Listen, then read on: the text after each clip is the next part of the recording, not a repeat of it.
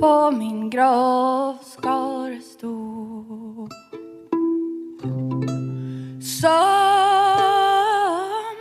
hon har älskat. På min grav ska det stå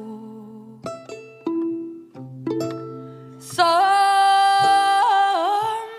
hon har älskat. Ge till det som du har fått allting ifrån, som kärlek, höjder, värme och magi. Och elden som födde dig, jag växte upp och eros, agape filia.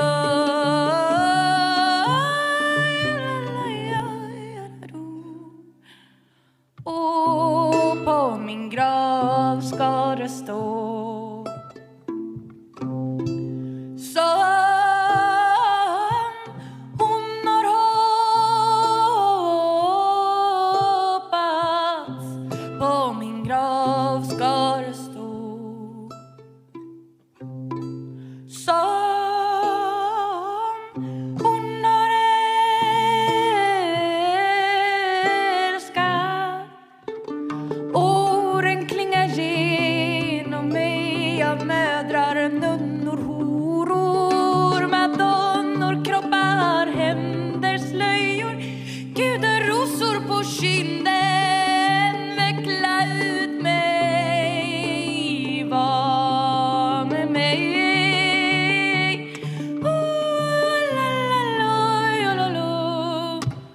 Och på min grav ska det stå som hon har grinat. På min grav ska det stå som hon har älskat.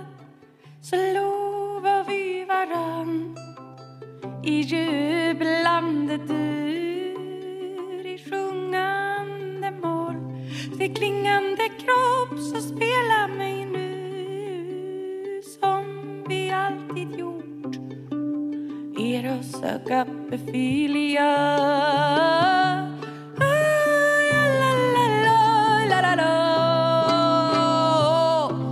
På min grav ska det stå som hon har älskat. På min grav ska det stå som hon har älskat.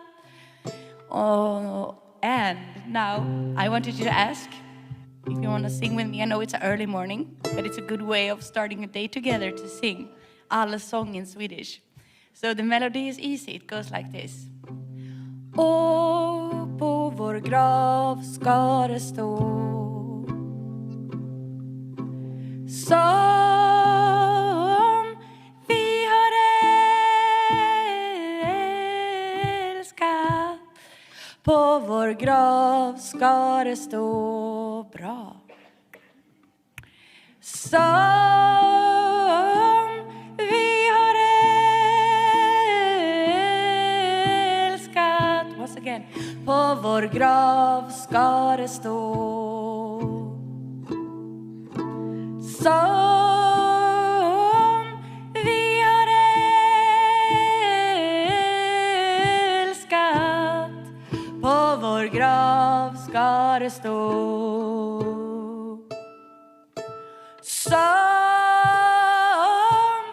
vi har älskat. På vår grav ska det stå som vi har älskat. One last time. på vår grav ska det stå. Som vi har älskat.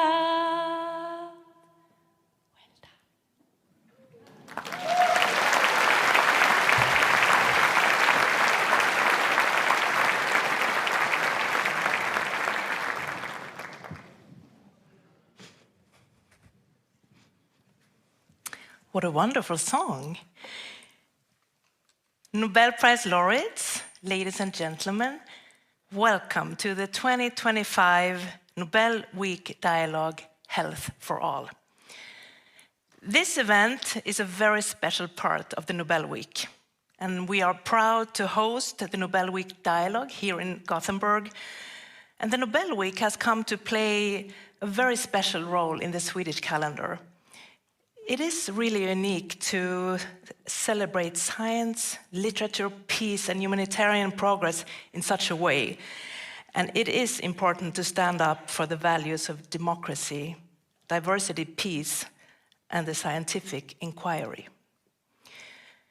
The past 125 years has brought extraordinary progress in human health.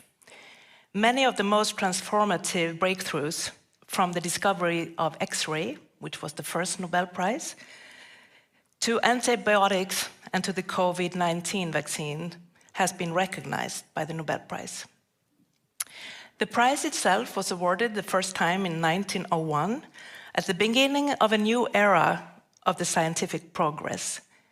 Alfred Nobel, who was a chemist, engineer, and inventor of dynamite, left almost his entire fortune to create prizes that honor those who conferred the greatest benefit to humankind.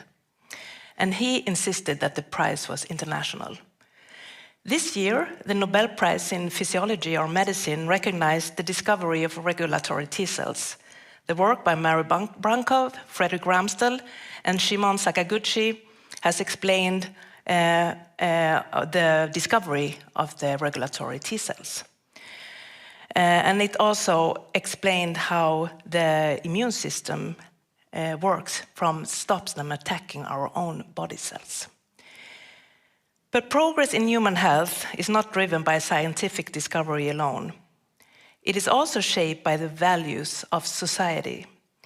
There are profound questions we need to ask. How much do we invest in health? And how do we share the benefits of health, and how do we share them fairly? Perhaps the most powerful innovation of the last century has been the idea that access to healthcare is a right. Universal healthcare, the commitment to provide affordable, adequate care for everyone, is a profound innovation that would have been unthinkable until very recently. In the countries where this ideal has been turned into reality, then we see life expectancy, maternal health, and childhood disease improve dramatically.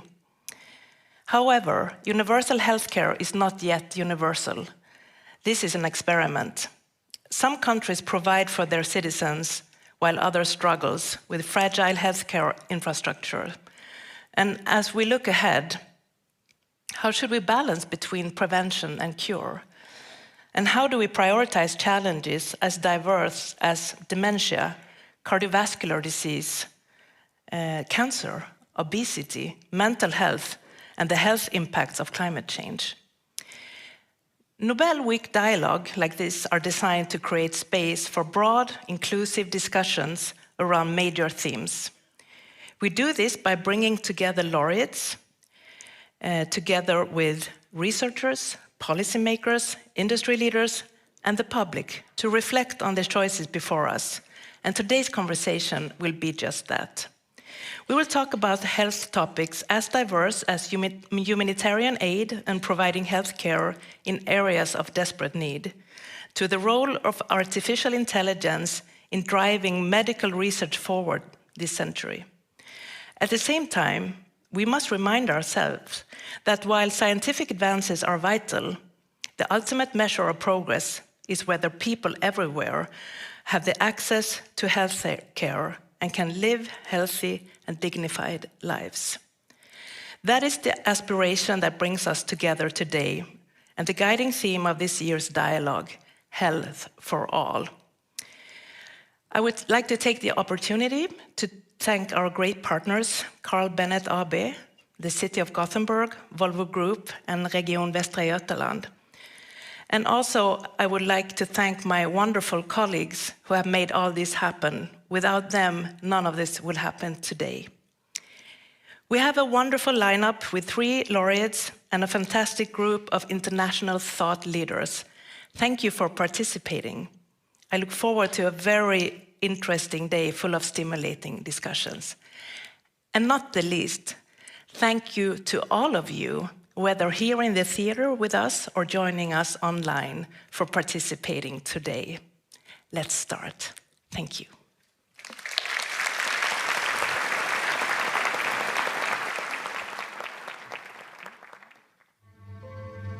For most of human history, every second child died before adulthood. There were no vaccines for diseases like tuberculosis, diphtheria, or measles. No antibiotics. Malnutrition, overcrowding, and poor sanitation stacked the odds against survival. But in the last century, step by step, everything changed. X-rays allowed us to see inside the human body without surgery. Leonard Thompson became the first person to receive insulin in the 1920s. Penicillin, the first antibiotic, was discovered later that decade, by accident. Polio, once a feared disease, has now been almost eradicated. The discovery of the structure of DNA laid the foundation for modern genetics. Since the first organ transplants in the 1950s, operations have now become routine. Breakthroughs in immunotherapy have revolutionized the fight against many cancers. MRI has transformed medical diagnoses. In the 80s, scientists identified HIV, the virus that causes AIDS. Over this period, humanitarian organizations have saved millions of lives. And when COVID-19 swept the globe, mRNA vaccines helped bring the pandemic under control. These breakthroughs, all recognized by the Nobel Prize, have brought immense benefit to humankind. Today, 96% of newborns survive to adulthood. Global life expectancy exceeds 70 years and over 80 years in many places. This year's prizes recognize remarkable achievements that promise to revolutionize health in the century ahead. How has humanity come so far? We follow our curiosity. Stay curious.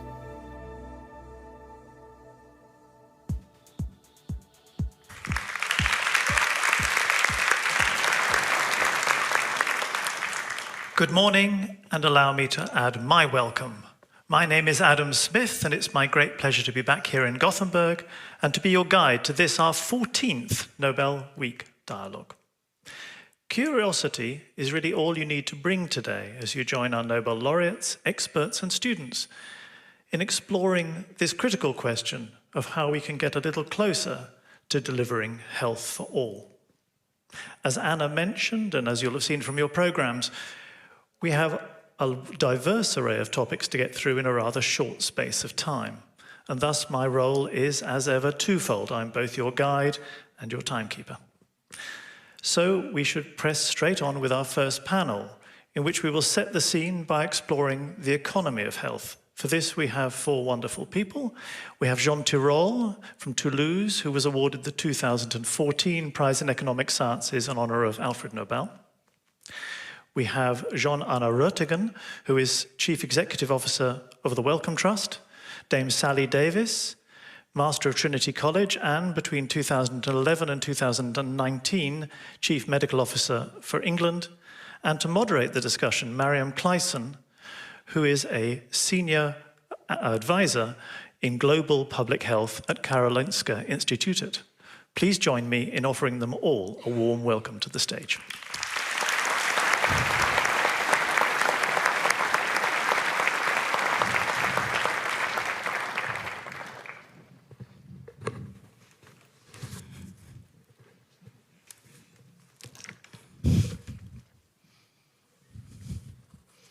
Good morning and welcome to this first session on the economics of health. We are going to focus on affordable health for all. As you all know, this past century has seen great advances in access to affordable, cost-effective, high-quality health services, in part due to the advances we've seen in medicine and health policy.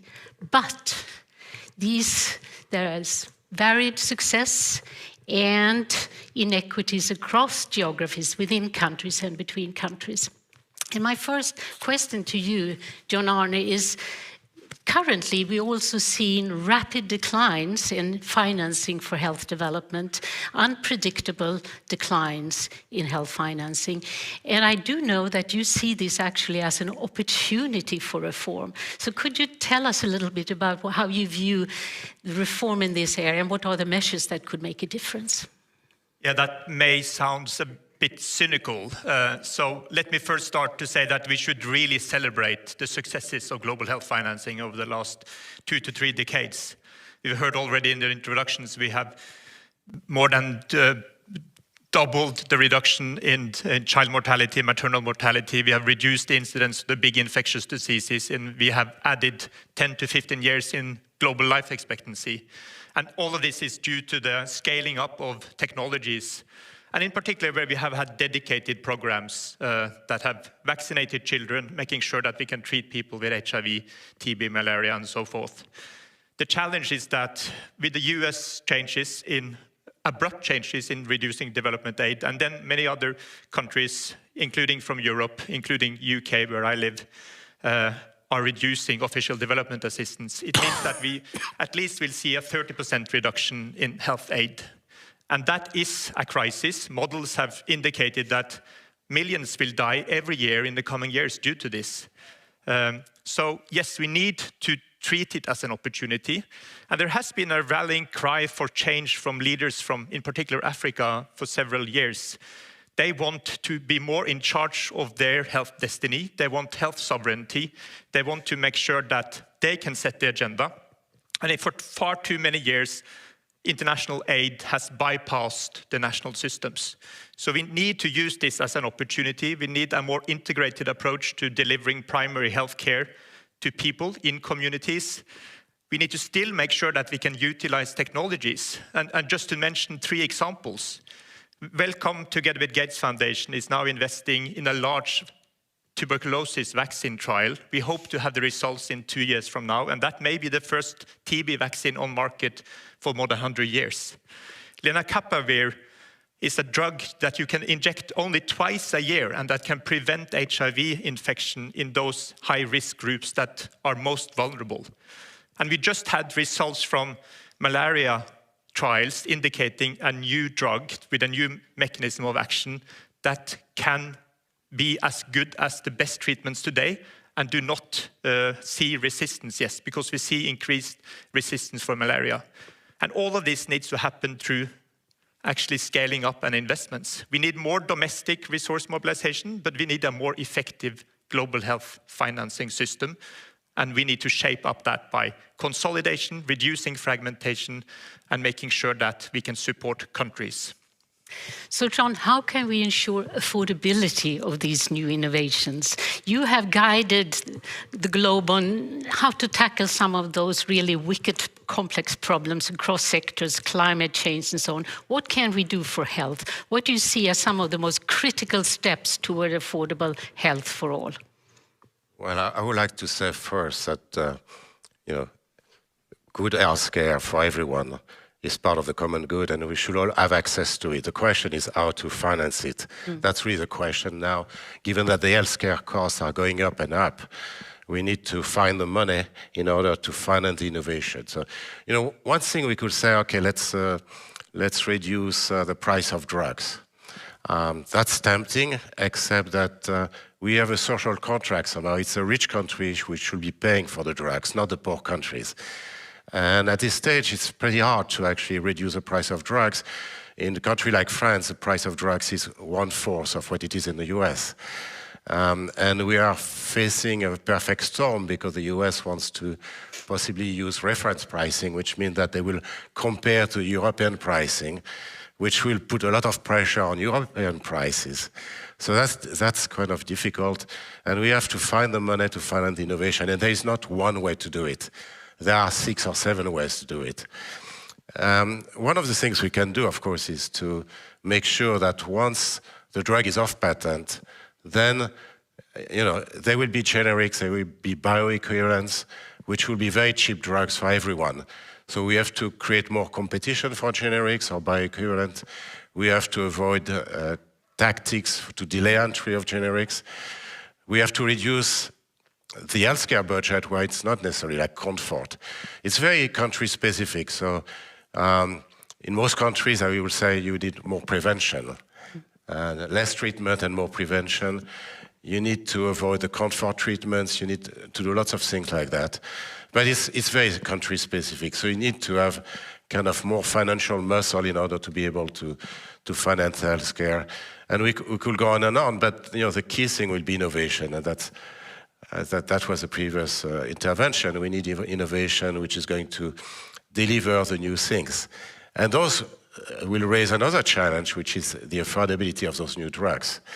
The old models, I'm a bit nervous about talking about all those experts, those 3 experts here. But the challenge where you build a blockbuster molecule, the marginal cost of producing it was 0, and the only thing was to get the right bargain with big pharma, and some kind of subscription contract where you'll get access to it at a reasonable price or something like that. But now more and more the marginal cost of the drugs is going up and up with personalized medicine, for example.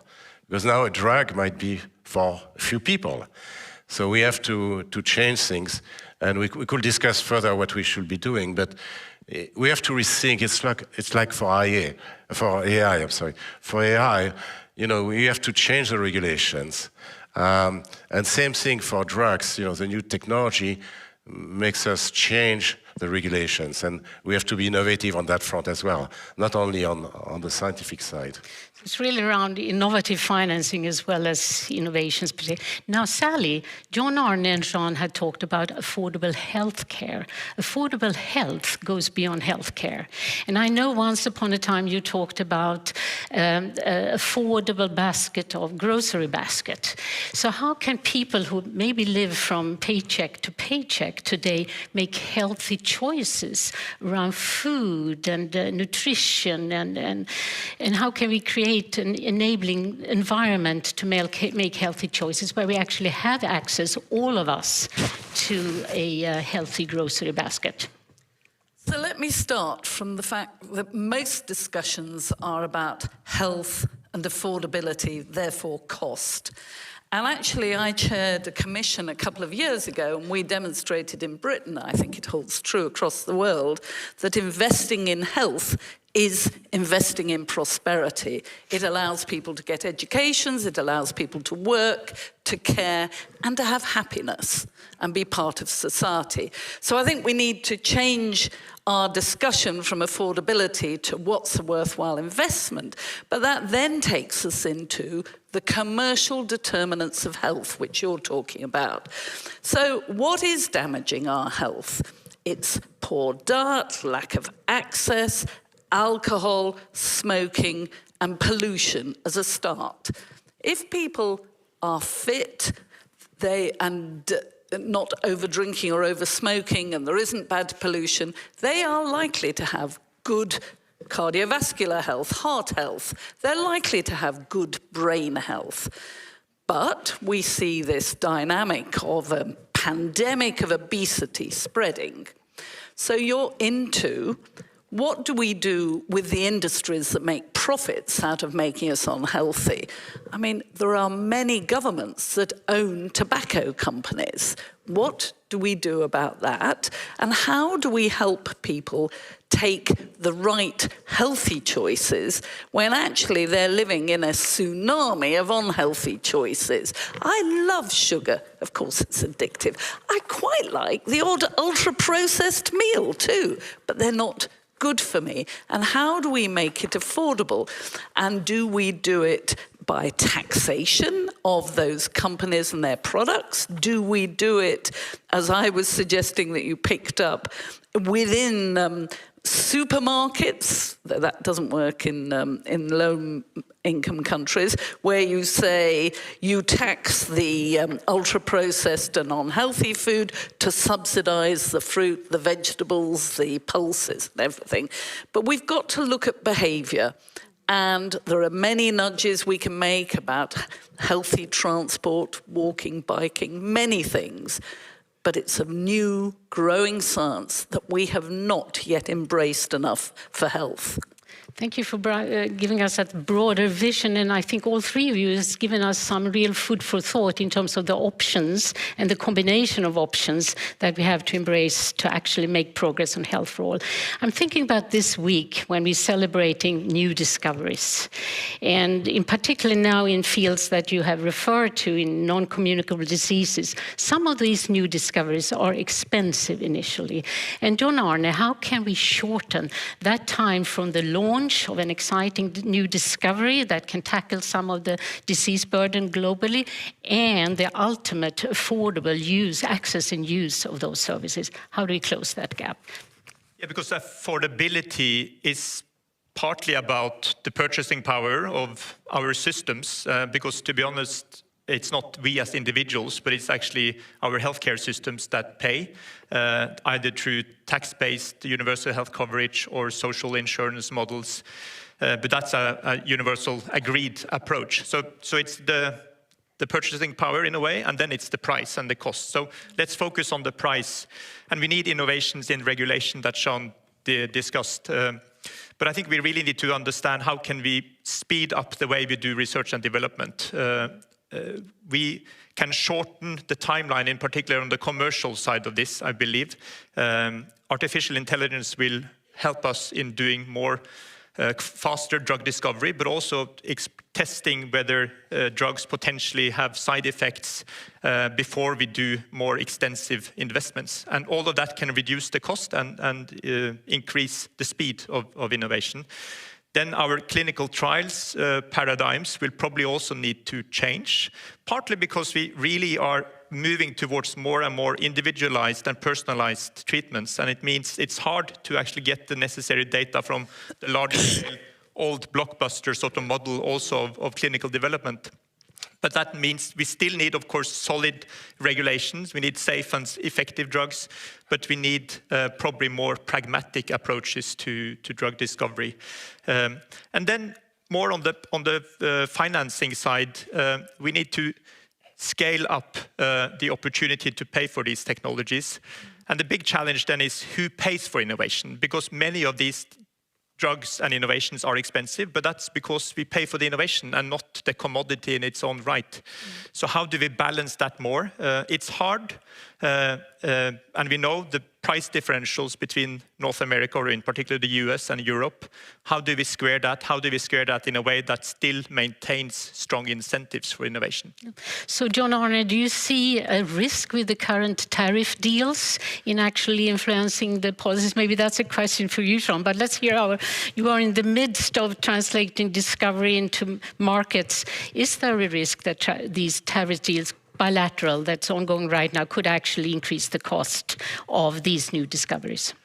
Yes, so the big question, so if this is the price in the US market and this is the price in the Europe market, if the solution is to take down the price in the US market, which is the most favored nation approach for Trump in some way, we will take out a lot of money in the system, and that will reduce the capability of actually financing innovation, and we need that.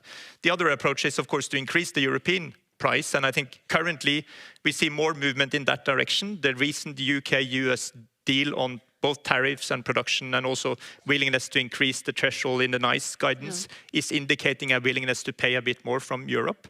But I think we need the balance, and that balance, it's hard because it's not a fully commercial market. Back to my comment, this is funded by citizens, by our collective health insurance or tax-based systems. So how do we square this? And I think it's a debate and a discussion that we need to do. We know in defense investments there is big discussions, of course, on the reciprocity between NATO balance between the US and the European countries. We probably need to think about the balance also on paying for innovations in this human rights sort of markets of health, which is different from a completely commercial market. So John, I'm sure you have thoughts about this, but there is another balancing act I'd like to ask you about. How do we balance, on the one hand, smart industrial policies to really stimulate innovations and creativity, while at the same time ensuring affordability of those innovations? And I'm sure you have some thoughts around that. So what we need to do is to actually change the processes, and you mentioned that. I mean, now it's a different ball game, so we have to test in silico, what's called in silico. So we need to actually have new methods using AI and virtual twins and various things to actually test things. We are no longer at the time of Pasteur. He was taking 25 sheep and inoculated with a vaccine and 25 control sheep, and comparing now, and now it's much bigger, of course, for RCTs, there is randomized control experiments. So we need to improve our processes, but we also need to improve our bargaining power vis-à-vis the US and China, because now US and China are completely dominant in biotech, just like in AI. And it's not that we don't have the scientists. Actually, many of the good publications are done in Europe. And that's a shame, because you see that we have completely lost a war of innovation.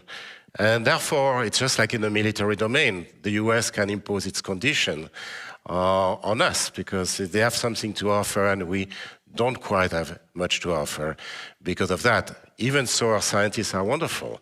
So there is something wrong, and we have to change, and that's our fault in Europe. We have to change the way innovations comes about. So we need to have new focus more on disruptive innovation. So I wrote a report with a few colleagues almost 2 years ago on, well, we invest in automobile. China and the US invest in biotech and AI. What's going on, right? But that's true, the numbers show that. And we spend our money for innovation in helping SMEs. There's nothing wrong with that. But we don't see what will make an innovation environment. So we need to redo that and stop spreading budgets. I mean, think about BARDA.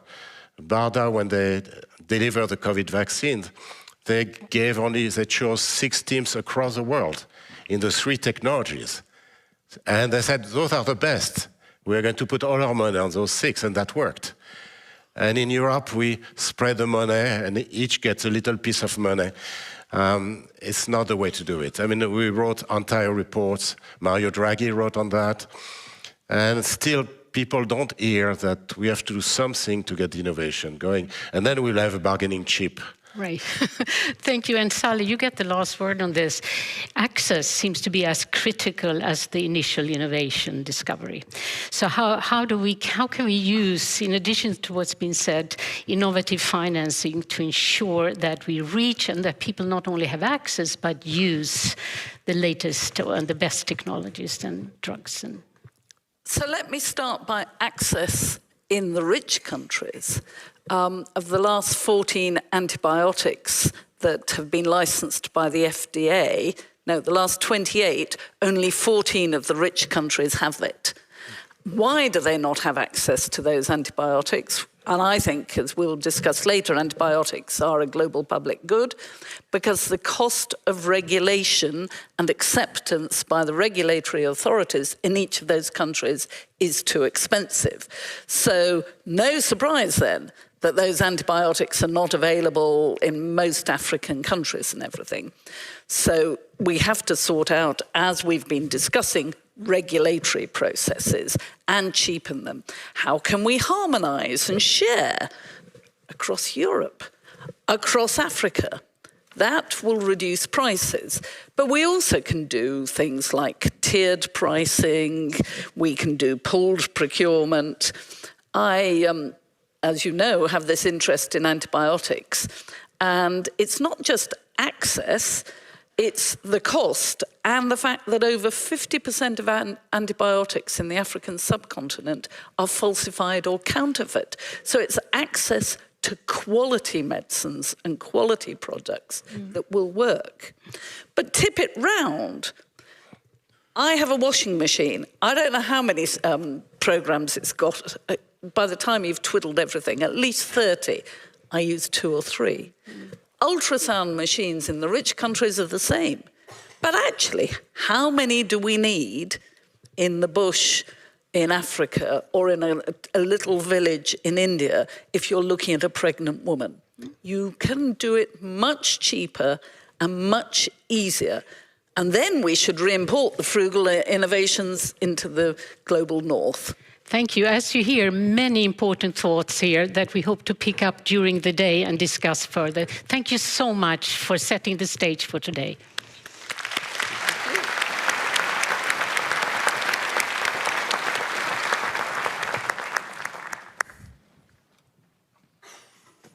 Thank you.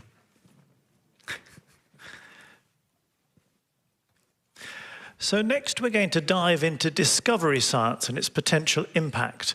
And we start with a session rather provocatively entitled, Can we genetically encode nearly all chemistry?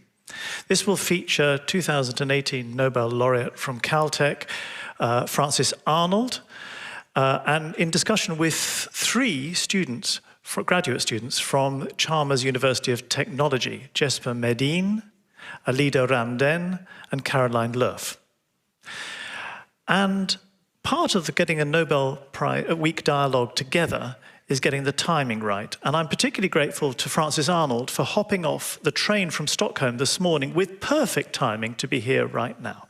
So please join me in welcoming her and the 3 students to stage.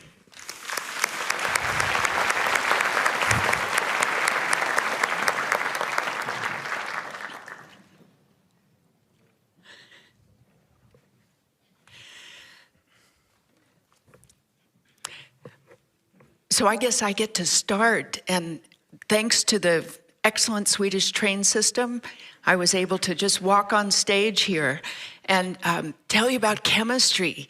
Yay, chemistry, right? And I have 3 brilliant students who apparently, I just met them, cover the whole gamut of chemistry. But I want to introduce an idea that I'm having a lot of fun with these days, and it is provocative because I'd like to replace all chemists with microbes, because they truly are the best chemists on the planet, thanks to these remarkable molecular machines that they have called enzymes. And I've been playing with enzymes for a really long time, trying to get them to do new things that serve human beings rather than the organisms that make them. Now, enzymes, of course, like all proteins, are encoded in DNA. And they're the products of this incredible process called evolution. Enzymes were made by evolution, and it's really a powerful process to make yet more new ones. There's no reason that evolution would have stopped. And so I'm trained as an engineer. Actually, I'm not a chemist, and the chemists love to tell me that. But as an engineer, we looked at the most powerful design process that was ever developed that works from molecules all the way to ecosystems, and that's called evolution. Now, because proteins are the products of this simple algorithmic design process, you turn the crank of mutation and natural selection, it means that they can be evolved further through this process. And that's really unlike any other human-engineered system. I mean, think about it. Materials, elevators, buildings, automobiles, these are not the products of mutation and natural selection, although sometimes it may seem to be that. And so that means that there are very special properties in the genetic encoding of new things.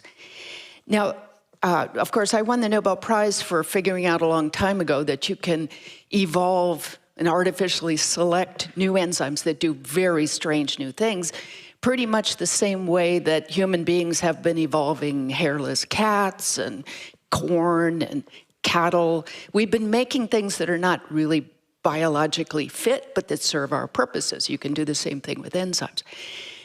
But now what's happened, so those enzymes are amazing, right? And we can use this relatively laborious process to make new ones. I want to replace that. And I want to use the new tools of machine learning and generative artificial intelligence. Because if you think about evolution, it's very much like active learning in a machine learning algorithm.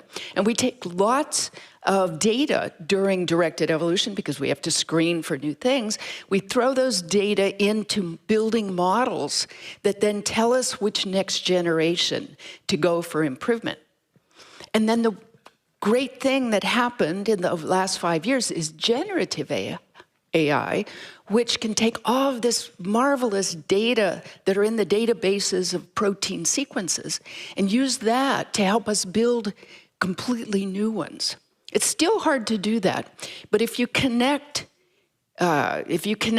this ability to generate new enzymes, crazy enzymes that do chemistry you can't find in the biological world, but we can start to generate those. You connect that to optimization by evolution, you should be able to, with now robotic tools, in the next few years, just push a button and genetically encode virtually any chemistry. Bringing me closer to the idea of replacing chemists with microbes. So I want to know what you think of that proposal and whether that would help you in any of the research you're doing, right? Because you're doing chemistry. Could I replace you with microbes?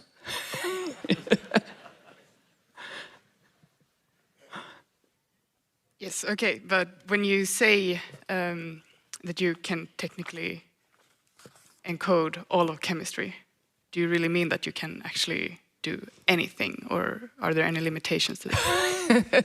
Boy, I get the hard ones here.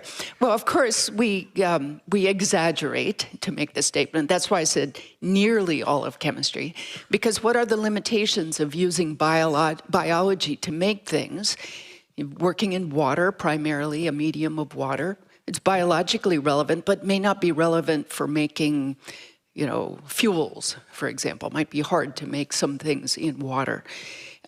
In inorganic chemistry, I know you're working with some surfaces that we would not call easily accessible to enzymes. So those are some of the detailed limitations, I would say, to this idea.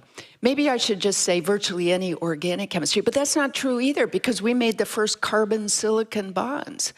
And, we're starting to add new elements to the catalytic, to the periodic table of biology. Do you use enzymes in your work? No, but I guess there could definitely be a possibility of doing that. My main work focuses on developing new materials that have antibiotic or antimicrobial properties, so fighting bacterial infections without actually having to use antibiotics or having to use as much antibiotics. And so it would definitely be a possibility of using enzymes in that, even though we haven't really considered it today. Well, in fact, if you're trying to replace chemical antibiotics with these new materials that you're making, you're working towards reducing resistance that comes out of evolution of enzymes, right? Because nature solves the problem that you pose with your new antibiotic. She just finds a mutation in the enzymes that chews up the antibiotic, and you're back to ground zero. So maybe those surfaces then would be less attractive to evolution to find solutions. So you're fighting enzymes. Okay. Maybe you can say that. Do you see any potential risks with using a lot of AI in research, like risk losing potentially this trial and error process that has been important for a lot of discoveries? Oh, I love that question. One of the beauties of just doing things randomly, I mean, people told me that's not science, but one of the beauties of doing things randomly, making random changes, and then seeing how the system, which changes are beneficial, is that you actually learn something you didn't already know. If you sit down and design, you're just using what you already know. So yes, I see that losing that randomness could send you in the wrong direction. But the benefit, of course, of losing the randomness is that you can save a lot of time, because there's so many ways that evolution could go, and most of those are totally useless. If using data sends you in the right direction, you might miss out on some great opportunities, but you might find some pretty good opportunities and save a lot of time doing that. But I love random. Yeah. Do you see any way to use generative AI to speed up this evolution of the enzymes? Because the limiting factor will be the actual generation of the enzymes, right? The mutations themselves. So how do you see incorporating AI to speed up this process? What's happening is, it's really incredibly exciting, is that we have all these tools for you can type out any sequence of DNA you want, and you get the physical DNA back in the mail. We couldn't even dream of that when I was a student. But now, as long as you can compose it with AI or evolution or however it is, you can actually test those things. And so you're right, the rate limiting step is, where do you get started? That's the hard thing. If you want to genetically encode chemistry that biology has never seen before, we have to know something about that in order to get started using generative AI. But that's last year's Nobel Prize to David Baker was for technology that can really make some bad enzymes, but good enough where evolution could take over. And that's really all you need as a starting point. And the other power, Jasper, is that there's so much data available now. 50, 60 years of sequencing DNA from the biological world, all deposited in databases. We're learning how to use that. And of course, high throughput experimentation. Do any of you want to incorporate machine learning in your experiments? Do you see opportunities for that? If not enzymes, how about these new technologies? Yeah, I think for me, working in analytical chemistry, we do see a trend where AI is becoming more and more useful, and something that I am considering, like also getting into. But that leads me on to a question that I have, because directed evolution of enzymes, it spans many different like fields, and sometimes like a success to creativity seems to be to cultivate an interest in many areas.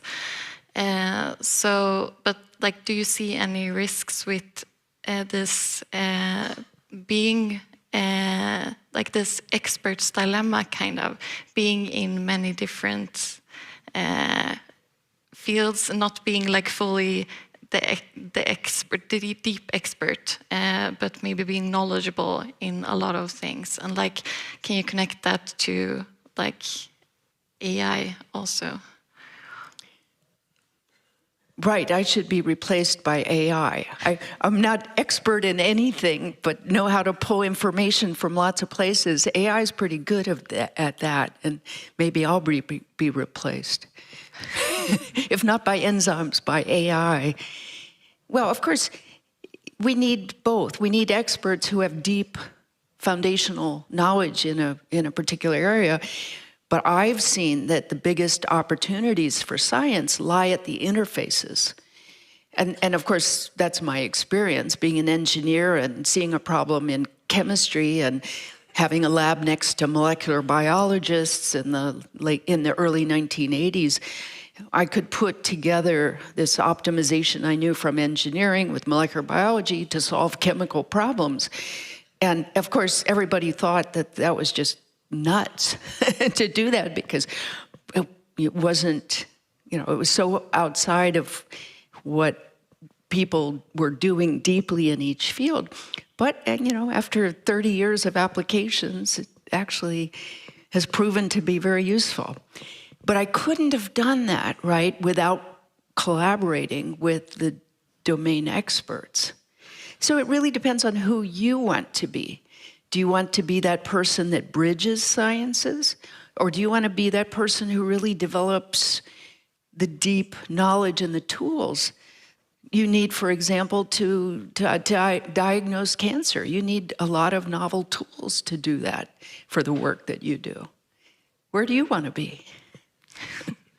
Yeah, that's like a constant struggle. There are so many interesting things that you can get into, but you also don't want to lose credibility in the separate fields because you're too broad. So navigating that. Credibility is something I never worried about. In the sense that I didn't care if people said, oh, well, she doesn't know any chemistry. It just went in this ear and out that ear, and served me well not to know too much. I think you can actually know too much that you talk yourself out of doing crazy things.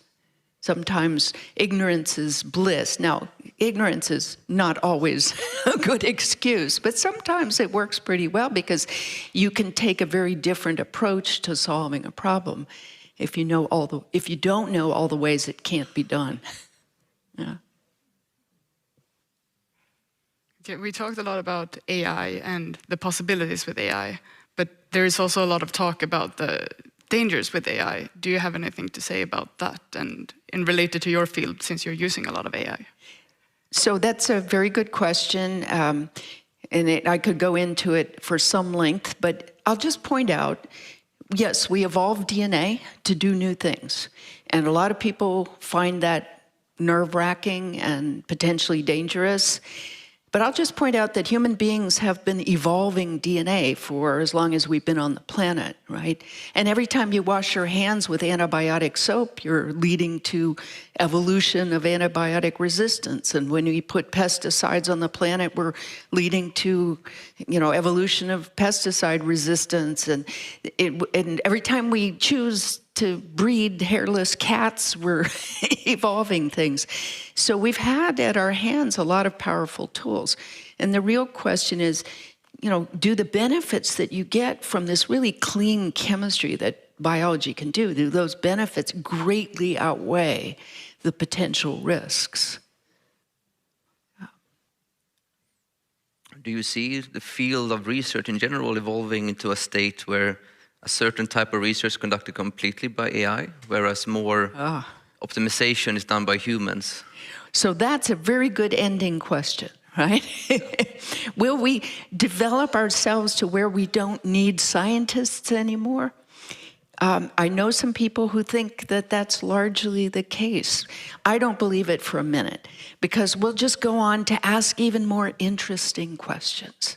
And I think we'll just continue to push the frontiers. And I haven't seen any asymptoting towards not needing scientists. Okay.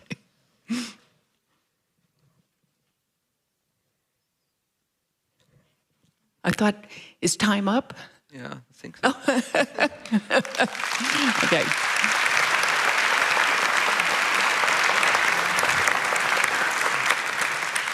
Sadly it is, but I feel miserable stopping such a beautiful conversation, and I would like to thank you all. I'd like to especially thank Jesper, Alida and Caroline for so coolly accepting the chance to speak to a Nobel laureate on stage in front of a big audience.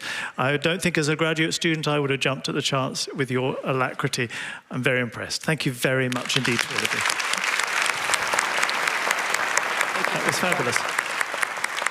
And I did also get the impression, Francis, that you're not terribly keen on the hairless cat, but about Actually, I love hairless cats. Okay. I just find them infinitely interesting, the odd things we make biologically.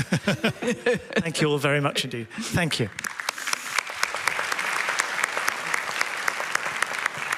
Thank you. Okay, well, we changed direction again, and now we're going to have a discussion about obesity and metabolism. And it's an example of where basic research has really had a very profound impact on treatment. For this discussion, we're going to have Jan Nielsen, who's a professor of cardiovascular research at Lund University and also chairman of the board of Karolinska Institutet. Julian Zierath, who's professor of integrative physiology at both at Karolinska Institutet and at the University of Copenhagen. And we're going to start with a short talk from Jens Holst, who is based also at the University of Copenhagen and is the discoverer of GLP-1, which underpins all the new wonder weight loss drugs. So first, I turn over to Jens Holst. Please welcome him.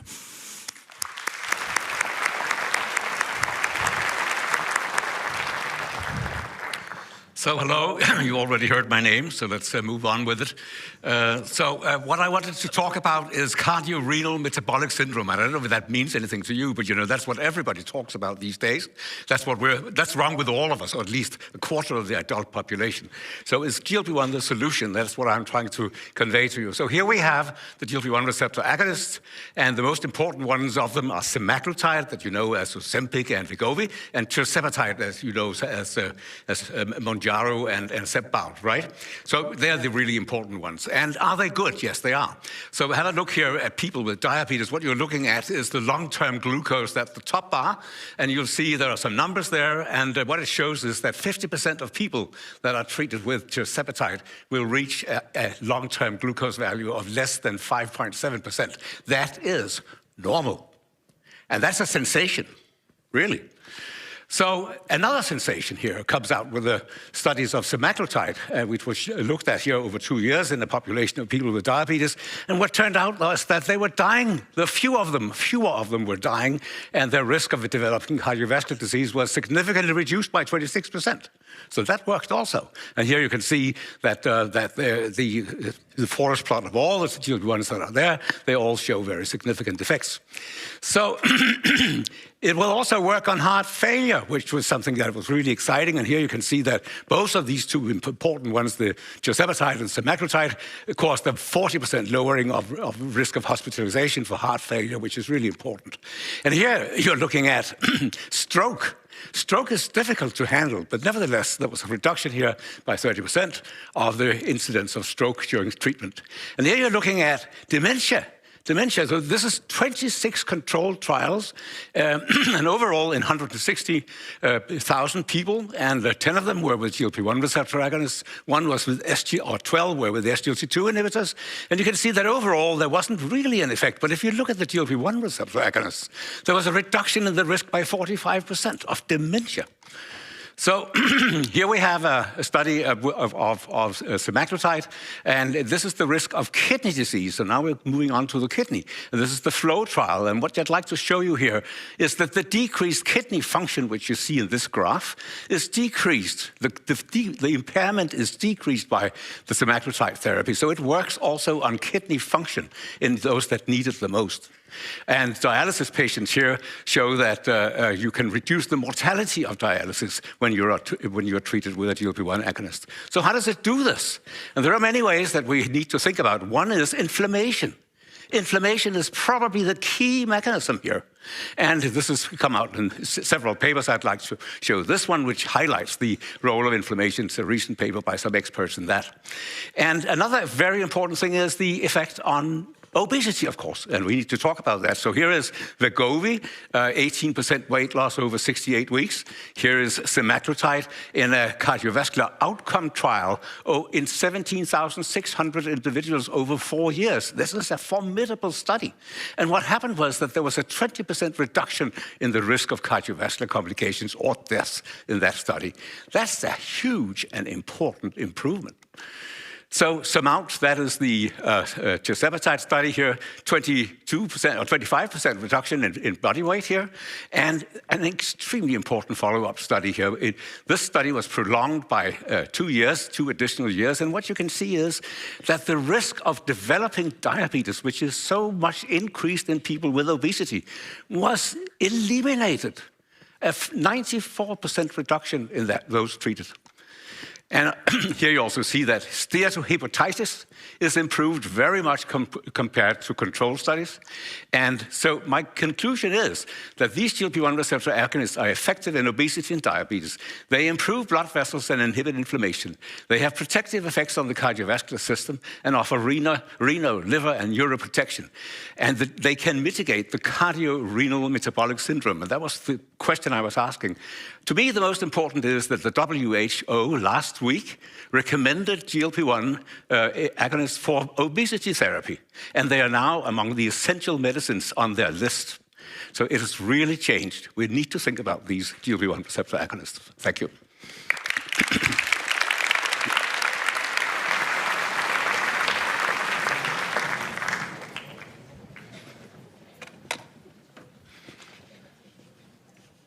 Well, I want to start out by saying, Jens, thank you so much for that tutorial on these drugs. And maybe we can take a step back, maybe many steps back, and can you describe a little bit to the audience what it must have been like for you as a surgeon to kind of walk into the lab when people weren't thinking about these incretins at all? So we were looking for a patient. I'm a doctor, you know, and it oozes through all I do. So we were working with people with hypoglycemia, and we're trying to work out why that was. And we simply looked into the gut to try to see if there was a responsible factor. And there was a responsible factor. It is actually a GLP-1 that causes these cases of hypoglycemia. So that was a great revelation, of course. And then, you know, you had a new peptide. And what do you do with it? What can it do? So this was the question we were asking all the time and moving on and on and on. And that's what made it into what it is today. But there were few people really working on this biology. Oh, yeah. And I guess, would you have ever imagined that it was going to be the drug that it is today? No, we couldn't really, because we couldn't put up that expectation without having anything to have it in. So, but you know, gut hormones were beginning to be understood that appetite and food intake was regulated by the gut. So it was a question of trying to find the factors, and we looked for it. And again, we tested our new peptide to see if it could play that role of inhibiting food intake and regulate the function, and it did. But I guess, you know, when I think of it started out really looking for things that controlled glucose metabolism. Yes, that was the first, as I also said, you know, we were after this hypoglycemia. But again, you know, since 1973, people were onto this, that the gut would inhibit appetite. So it was really something, it was natural to look for it and see, does this do it? Yes, it did. And it was a long road. I mean, I think you started that work probably in the 70s, and here we are today. And at the time, the ultimate goal of any physician is to care for the patient. But we all know, if we're in the field, that sometimes there are silos. You have the endocrinologists, you have the surgeons, you have the cardiologists. And I think you, who works with the heart, would you have even guessed that a diabetes drug or an obesity drug would have been something that you were going to be giving your patients? No, eventually from the beginning we were sure that lowering glucose would help. It would prevent the risk for myocardial infarction, stroke, but to our great surprise it didn't. And it didn't make any sense. And then we realized we don't really understand why diabetes is bad for the heart.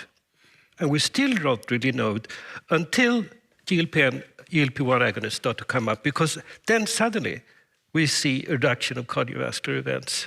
So now we have to figure out why we see that, to see it. Because I think there's something important here. It may not be so much about the pancreas as about the adipocyte. The fat cells, yes. Right. But there is something that maybe I want you to unpack about. You didn't even go to look for the heart effects from the beginning. And I assume that was because of these long-term clinical trials. Could you explain a little bit to the audience? You didn't go looking for these benefits against stroke and addictive behavior and heart attacks. You really look for blood glucose lowering effects from the beginning and weight loss. So these cardiovascular outcome trials were demanded by the FDA in the United States because they suspected that one of the previous medications would cause problems, heart problems. So they said everybody who's developing a diabetes drug must take it through these cardiovascular outcome trials. And that is something about 10,000 people and 4 years or something like that, which means that it costs billions. And who pays those prices? The patients. We have to remember that. So it felt like, a really terrible thing that was pushed onto the industry. But on the other hand, it turns out that we've learned so incredibly much from it. The first lesson was the SGLT2 inhibitors that caused a very significant improvement in cardiovascular. And these are drugs that affect the kidneys, right? That's right. And patients, That's right. they urinate out glucose levels. And that was presented in Stockholm in 2015, and there was, it was a fantastic meeting. We were 5,000 people at the European Diabetes Congress there. We were standing on our chairs and shouting and screaming because this was the first time it had been documented that a diabetes therapy really meant something for survival and heart endpoint complications. So the exciting things came up. What about the GLP-1s? But fortunately, half a year later, they showed exactly the same result. So, yeah. But from your point of view, the diabetologists, they got it right.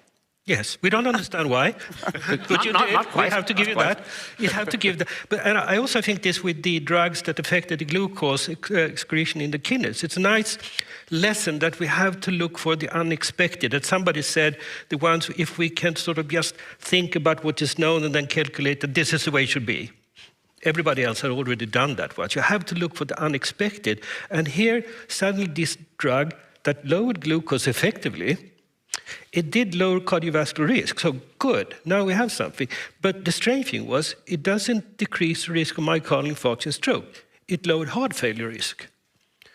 So what about? And then it turns out that it actually works not only on the kidneys, but directly on the heart and strengthens it. And I think there is something to learn from the GLP-1 agonists too in here, that you have discovered that they act on a link by which diabetes causes cardiovascular disease.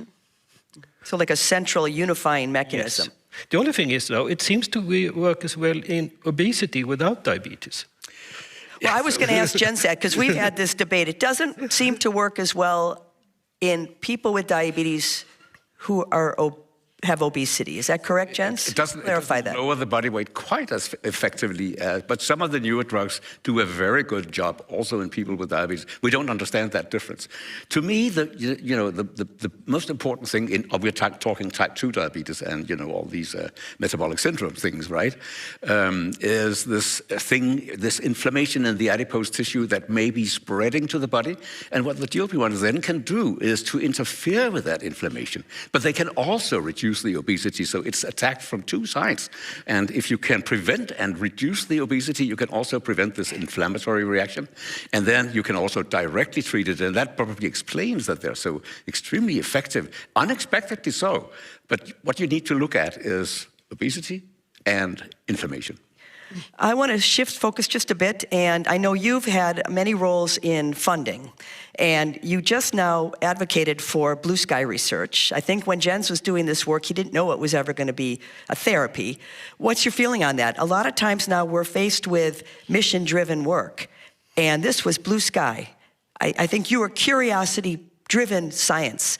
How should we balance that when we're funding research, particularly with what we've learned here? If you look to the things that are really novel, it's always blue sky. It's finding the unexpected.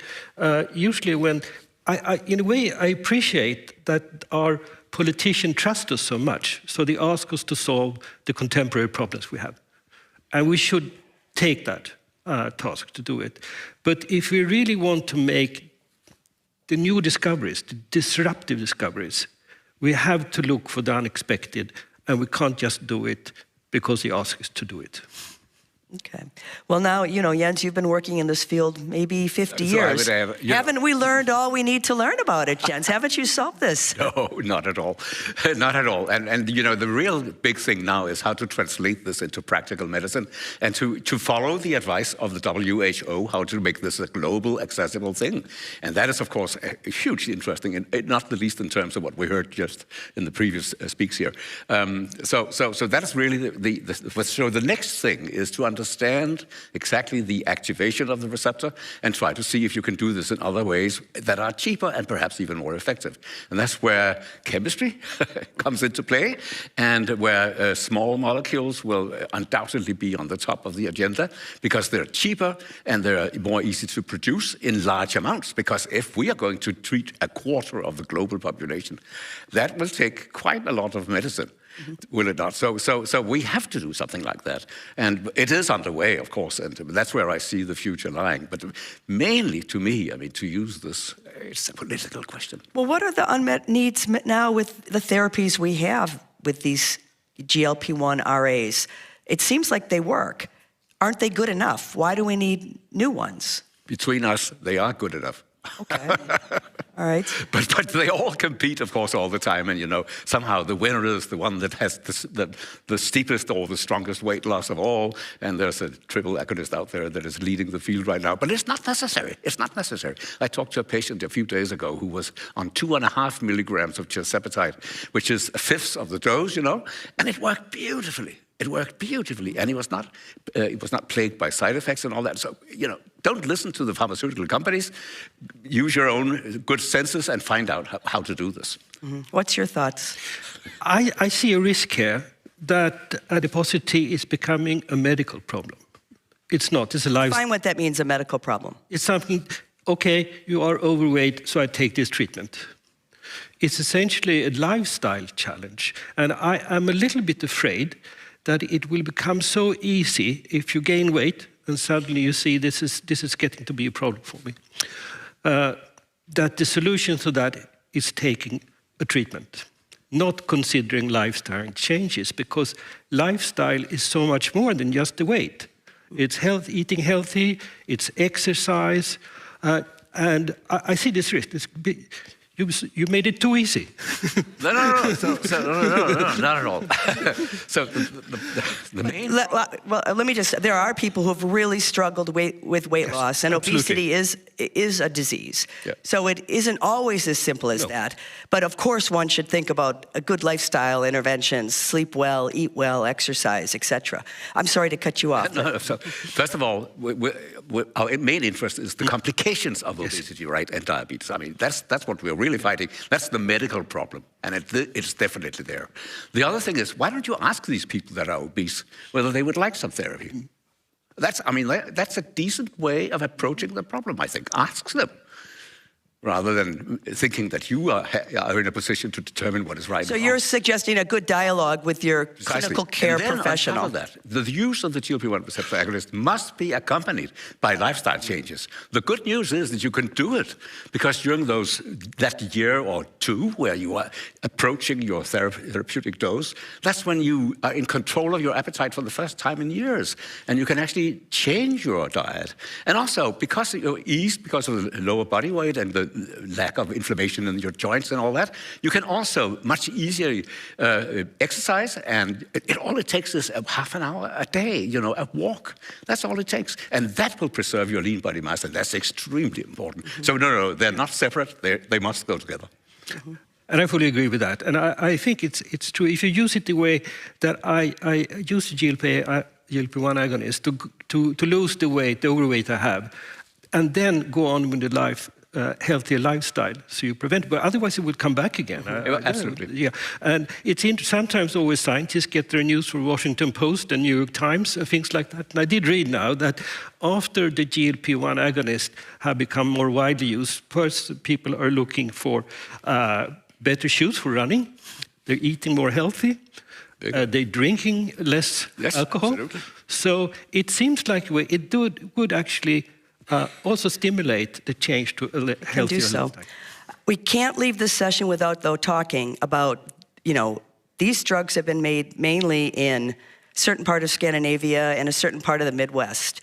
And affordability is an issue. You mentioned that yourself. So now you have a therapy that really can help many people in need, not only with diabetes or obesity, but CVD, stroke, addictive behavior, et cetera. How are we going to get these drugs to the people who need them? Yeah. We need to ask the people that were here before, because that's their job. But you do think, and we want to hear this from the basic scientists as well. What are your views on this? To me, it's a political issue. We must address our governments, our societies, and say, that here we have a possible solution. And it's your job to put this into practice. Thoughts from you?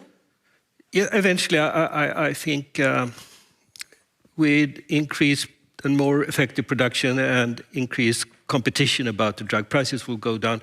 But this is today mostly a drug for developed countries. Overweight is really becoming an even bigger problem in developing countries. And then we're looking on an issue on how we're going to see that there is drug for everybody. And that's why the small molecules and that kind of developments become so important. So rather than an injectable, but a small molecule that people can take, an oral tablet that may have similar effects and be easier to distribute. Right. They're on their way. What else is on the horizon in our last few minutes here? What do you guys, we can pick your brains here. I would very much pick up, so what is really the mechanism by which the GLP-1 agonist reduce cardiovascular risk? Is there something we can go on to develop the next generation of drugs targeting exactly this? Well, is it the incretin or is it the pharmacology? So I'm focused on what we call the low-grade inflammation that characterizes these diseases, and I see this as one of the main focuses of attack of these compounds. And maybe that can be done in a more wise way. That's possible. I won't exclude. Do you think that's the mechanism for the heart issues, the lowering the systemic inflammation? So the common thing, I mean, there's no dense expression of receptors on all these organs that GLP-1s act on. So the common thing are the circulation and the immune system, right? So that explains why we can have all these beneficial actions on so many organs at the same time, because it's a systemic thing that we're addressing. And so, you know, the site where we have the most GLP-1 receptors at all is in the gut, where there are some lymphocytes sitting in the mucosa that have a huge expression of GLP-1 receptor, and that then signal to the immune system. So we have an idea of how this might happen. Should we be taking these drugs much earlier in life? Now you're talking about something we want to correct, and we know that diabetes and obesity, they are sort of progressive metabolic disorders. The burden of these diseases affects people as they're aging. Is this something we should already be using as a preventive medicine? I think so. Okay. Actually, yes. Yes, I do, actually. Because I've been looking on sort of the metabolic stress that we can see. And usually, nowadays, we can measure metabolic stress because we can measure substances that are released from dying cells. And you can see that the organ damage starts already 5 to 10 years before the diagnosis of diabetes. So once you have your diagnosis and you initiate treatment, that might be too late.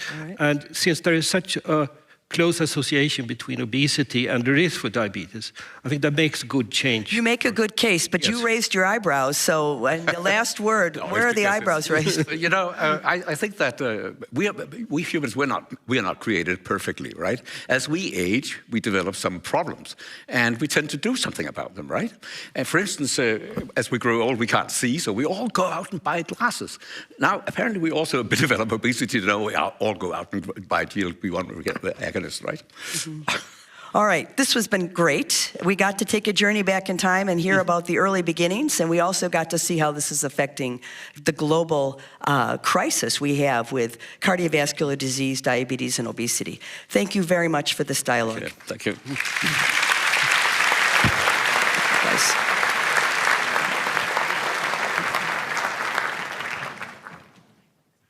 Thank you all very much indeed. And Julene, thank you very much for introducing so beautifully the next topic we're going to be talking about, which is this relationship between blue sky research and mission-driven research. And for this, I'm going to be rejoined by Francis Arnold and John Ardo Röttingen, who you've already met. And also, you'll meet Paul Nurse, who was awarded the Nobel Prize in Physiology or Medicine in 2001, and is now 7 days into his second presidency of the Royal Society in the UK. Please welcome them all.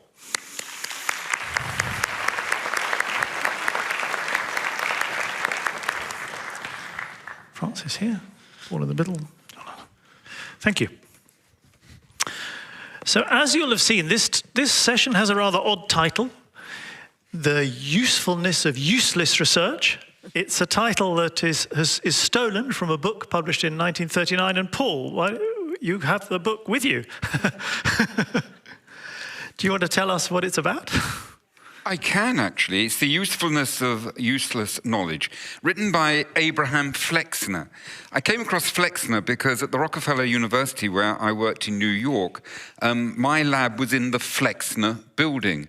And it reminded me, I'd read this book when I was a graduate student, and I reread it. This is, by the way, a very nice reissue of it of a few years ago. So what does it say? Well, I'm just going to start with one particular story that Flexner says. He reports a conversation that he had with a Mr. Eastman, a philanthropist, a donor. And he asked Eastman, who did he regard as the most useful scientist in the world? This is the beginning of the 20th century. And Eastman apparently replied immediately, Marconi for invention of the radio. Sort of sensible suggestion. But then what Flexner said was Marconi's contribution was practically negligible. Practically negligible. And that shocked Eastman, of course. And what Flexner said is Marconi was simply inevitable.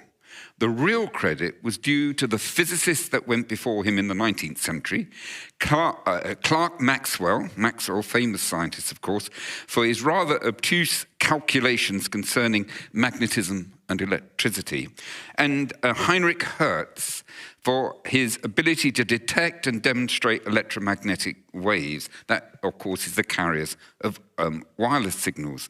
So he thought those two were the geniuses without whom this radios were impossible, but never thought of the use of this for radios, whilst Marconi was, of course, a very clever inventor who did think about the use.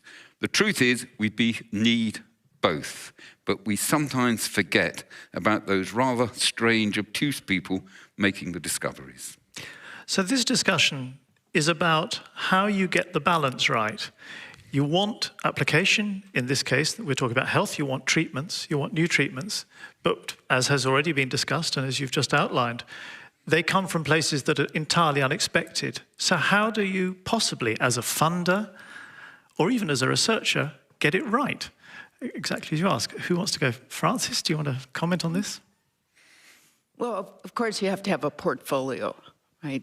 We have to be free. Someone has to do the exploration of knowledge just for knowledge's sake, because we can't predict the future. And I find, for example, I make lots of useless things. I make more useless things than useful things. But they're not useless in the sense that they open people's minds as to what's possible. And that's what knowledge does. It opens up the possibilities that then the Marconis can come in and start making useful things about it. So that's what I tell myself when I make useless things, that, you know, that somebody's going to come in and make it useful. Indeed, Susumu Kitagawa, who's being awarded the Nobel Prize in Chemistry tomorrow, referred in a conversation he had just after he heard the news to this idea of uselessness not being real uselessness, being around 2,400 years ago, that apparently the Confucian philosopher Zhuangzi used the example of a tree that was no good for making anything from, but offered shade for everybody else to do their work. So uselessness has been regarded as useful for millennia. Jean-Anna. Yeah, I think it's important to realize it's not an either or. And also from a funder perspective, of course, funders, governments could think that we need a balance, we need foundational science and we need applied science. And a lot of foundational science is also really inspired by the potential use. We should remember that. So use-inspired foundational science is maybe the biggest sort of bucket of science, because scientists are really inspired trying to address the global challenges, the problems they see around themselves and in the world. So, and we have so many examples of how, yes, indeed, basic science has led to important discoveries. PCR technology, now everyone knows about this after the pandemic, because that was the main way of diagnosing and understanding the differences of different types of COVID viruses. But that came from basic science, understanding enzymes in a bacteria, and then gradually evolved. And then it became the most important tool for diagnosing TB out in the field through GeneXpert. So this is an interplay and interface. It will always be. And I think we need to differentiate between sort of how funders approach the research community with funding, because there's a difference between what we can call response mode, so in a way really investigator-driven research, and more directed strategic research. And that's a different categorization in some way between foundational and applied, because many scientists also want to do applied work, but they probably know the best in many instances what is the best ideas, what are the biggest opportunities. But just one other, I think actually science also has become more of a team effort. It's become more complex. We are building on giants, but more and more to actually really get the big breakthroughs, both in foundational science and in applied science. We need to work as teams. And that creates a different challenge when it comes to finding the right balances. And also about that balance between autonomy and individual investigators versus larger teams. And it would be interesting to hear what the others think about that balance as well. And I'd also like to throw in the question of, I mean, from the Wellcome Trust perspective, you're free to fund the bets you think are good. Public funding for basic research, certainly in many countries, is under threat. And there's a whole other aspect to this, that how do you convince politicians, in particular policymakers, funders, that this is the right way to go when they seem to be heading in a different direction? Please. Perhaps I can add in there. Firstly, you asked the question of balance, which I think is important here. And there is no clear balance. That's one of the problems with dealing with this, particularly as a funder. And I think the most useful way to think about it is in terms of which particular discipline, which particular projects are being pursued, because the balance there will be very different depending upon the particular activity. And somehow you have to have a funding system that reflects that. The second point you said about our political leaders, they understand much better applications for the public good or commercial gain. It's just where their territory is. They don't often, or not always, understand the importance of discovery before that, because it's too abstract.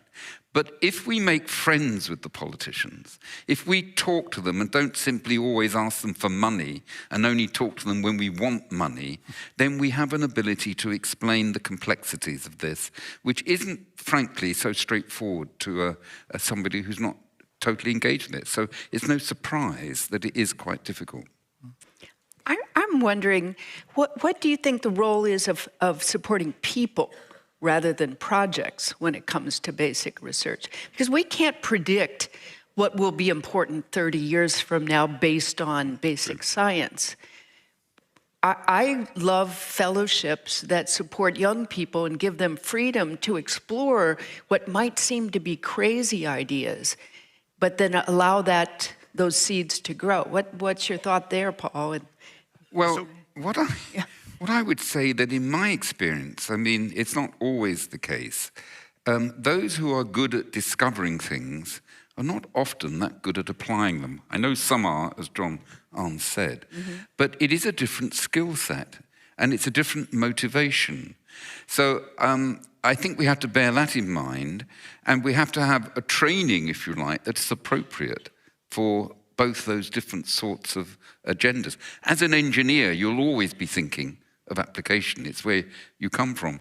As a discovery scientist, it's not actually the driving motivation. Well, no, but what I meant, what about the idea of supporting postdocs and assistant professors, for example, to do what they think is important rather than what a funding agency thinks is important in the next 5 years? Well, Howard Hughes, for example, I'm a trustee at Howard Hughes, centres completely on that. I'm sorry I didn't make it clear. What I think we should do is fund where appropriately, and when people are just discoverers, we should fund them. And that's actually what's made Howard Hughes so successful, in my opinion. And I served for 17 years on the Packard Foundation board, which is very similar. Just invest in a person.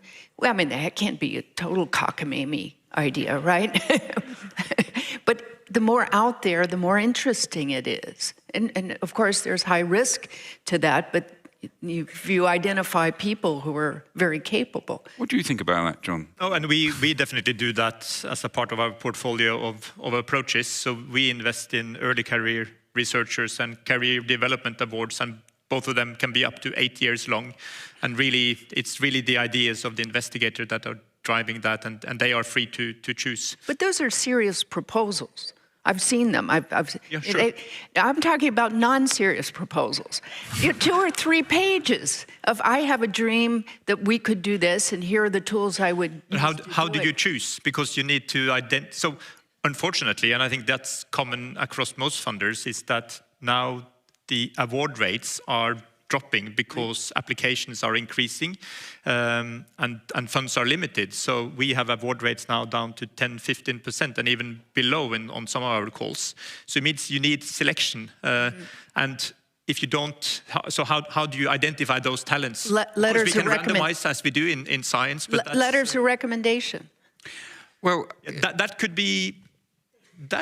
Maybe that is not track the best way, record, because letters of recommendations will be quite conservative, and it will be could even live into nepotism, because it's the senior professors who decide that who are the best ones. I hate to break in, but no, you don't. We travel all around the world with Nobel laureates, meeting young scientists, and in many countries, the idea of funding basic research is really very difficult, and they have the possibility, perhaps, of working on applied projects, but fundamental science is poorly funded. And they sometimes ask us the question, do we just have to accept that all science, all basic science, is going to be done elsewhere, that it's not really a global effort, but it's concentrated in places which do have money? I wondered if you had an opinion on that. John Arne, do you have a... So elsewhere than in your country. That particular question came, for instance, from a student called Yasmin in Guatemala. No, so I think all countries should have the ambition to fund basic science, because that is the route to developing talent and actually developing a science-based economy and science-based solutions. But I'm more now concerned about how do we maintain that trust and engagement from the public in science. We see, unfortunately, negative trends in many countries, and in the United States, in Europe, where there is less trust in science-based solutions. And without that trust, it's so hard for politicians, even wise politicians, and they came in different flavors, as we know, to actually invest in science. They need to understand that this is something that the population and the citizens is caring about. And we, as scientists, we need to engage and communicate with the society. And that's the only way to maintain trust in science and science-based solutions. Vaccines is unfortunately the poster child. We just had the Nobel Prize a couple of years ago on mRNA vaccines. Huge breakthrough in the pandemic. It really a new platform that now can be used in cancer and other disease areas as well. At the same time, we see now concerns in using the mRNA platform because of lack of citizen trust. And that is turning the science upside down in a way. We need to be able to demonstrate that these technologies are promising from a scientific point of view and also safe and effective. And that is only by engagement. If you think it's hard in healthcare, it's even harder. outside of healthcare, because everyone cares about curing cancer and what's happening to their grandmother, but we're caring less and less, to my great distress, about what's happening to our planet and what's happening in developing technologies to feed the world. I mean, there's so many areas where science has to be trusted and has to be supported well outside of healthcare. I wanted to add something to both Francis's proposal and John Arndt's challenge about public engagement, essentially. I was set up the Francis Crick Institute in London. It's a big institute funded in part by the Wellcome and the MRC and Cancer Research UK. But they have put trust in the directorship there to decide how to deal with that money. We identify recruits in exactly the same way as you were suggesting. We just look at the quality of the person and their potential for the future. Their actual project that we evaluate, of course, but we know it's going to change. We accept that. So we do take that sort of approach. But John Arndt is absolutely right. We have to sell what we do to the public. So we have a very active public engagement, including, for example, a podcast, Brian Cox, who is a very serious science communicator in the UK and elsewhere. He is now a member of the Crick part-time and establishes regular podcast contributions, to which the Crick, but also, of course, many of the public, dealing with exactly the problem that John Arndt said. How is science done? How does it deliver public goods? I'll tell you the best way to do it. I live in Los Angeles, near Hollywood. And a lot of people know about the Nobel Prizes, but believe me, more people know about the Big Bang Theory across the world. So television shows, movies that promote science, and not always with scientists as the bad guys, but scientists who are interesting, scientists who look like you and me. Podcasts are cheaper than television and cinema. Not with AI. That's a great point. And we actually, from the Wellcome Trust, we have identified, for instance, climate change and its impact on health as one of our key priorities from a scientific point of view. But we also use it as a way to penetrate that information through cultural projects. So we have specifically funded TV program series to include those perspectives as a part of the story and the narrative, because that's another way to reach the public. So I fully agree with you. We need to use all channels. And with the Crick, we invite the podcast audience into the Institute. So they actually are integrated with the scientific endeavor. Often institutes, universities are closed to to people coming in. Very much so. And these are all wonderful efforts. But I suppose the remaining question is how you engage those people who are simply not engaged. I mean, the Big Bang Theory is a good example of bringing people in through entertainment, but there are vast swathes of people who just are turned off by science, and those in the way are the ones that you absolutely need to reach. I remember that the physics laureate Leon Lederman used to put a table out, a trestle table and a chair on the streets of New York, and put up a sign that said, "Ask a Nobel laureate," and just sit there waiting for people to come along to talk to him. Which is... Paul, you can do that.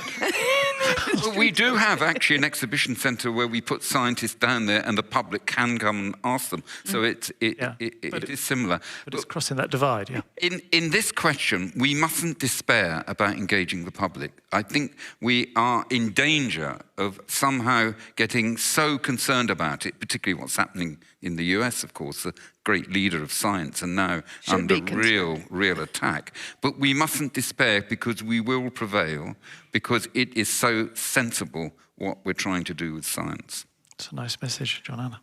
But I think we really should acknowledge the fact that academia and science is not fully representative of the breadth of the population and citizens. From an identity point of view, from a background point of view, from political view point of view.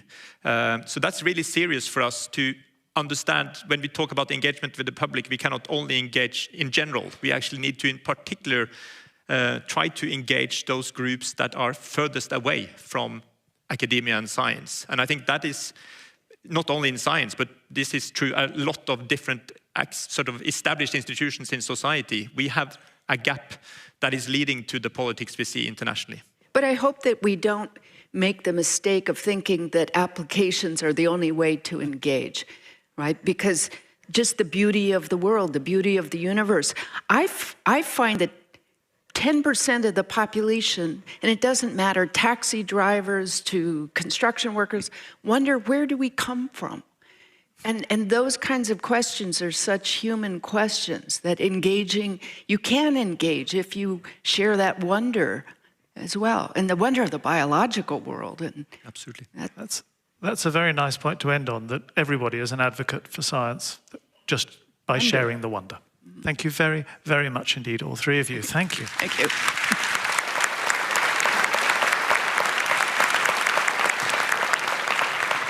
Thank you, Francis. Thank you, John Anna. Now, we now change direction again, or rather we continue with this direction, but we change panelists.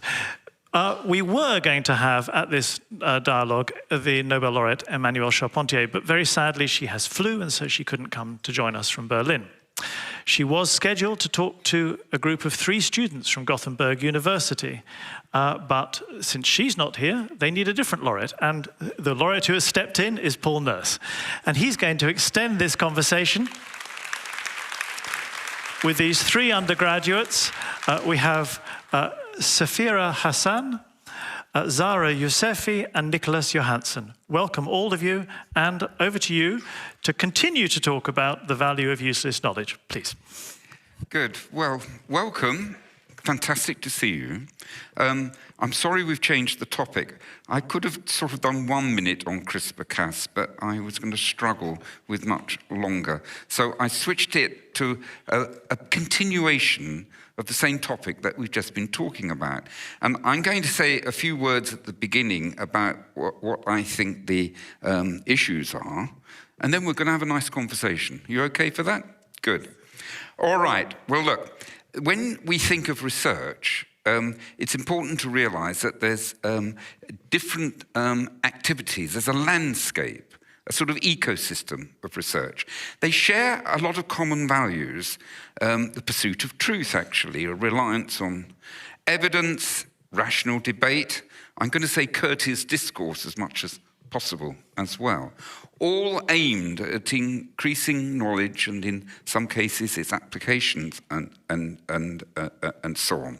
So that landscape shares these common aspects, but there are differences. Curiosity-driven science is driven bottom-up by individual scientists, often just following their curiosity, what they're interested in. I mean, I'm of that category, and I think it's a huge privilege. I've been paid all my life to pursue my curiosity. I can't believe somebody would do that. The public do.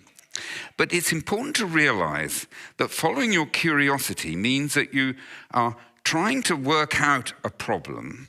And I tend to think that what's very useful here is to think of the philosopher Karl Popper, who I read when I was your age initially, I have to say. And what he pointed out to me, which is very useful, is that the way science progresses is that you have a problem and you have a hypothesis about that problem, what might explain it. And then actually you try and attack it. You attack the hypothesis. You try and disprove it. And if it survives enough attacks, you think, well, maybe this is indeed reliable evidence. But if it doesn't survive, then you get a different hypothesis, or you may abandon that whole project altogether and do something else. What this means is that although this is a very reliable way of producing knowledge, you've no idea where it's going exactly. You can't control it. It can sort of go in all sorts of directions. So a reliable way of producing knowledge, but you don't know what knowledge it is. Then if we go to the other end of the spectrum, which is applications, that's straightforward as well, in a way, because it's built on a good knowledge base where you're trying to use that knowledge to apply for some purpose. And we see it today with reusable rockets. They've got all the knowledge about doing it. It's just actually applying that. We saw it, if you heard, when I was mentioning the story about Marconi and who were based upon electromagnetic radiation I was talking about in the previous section. Often commercially driven, but not always. It can be societal goods, especially in medicine.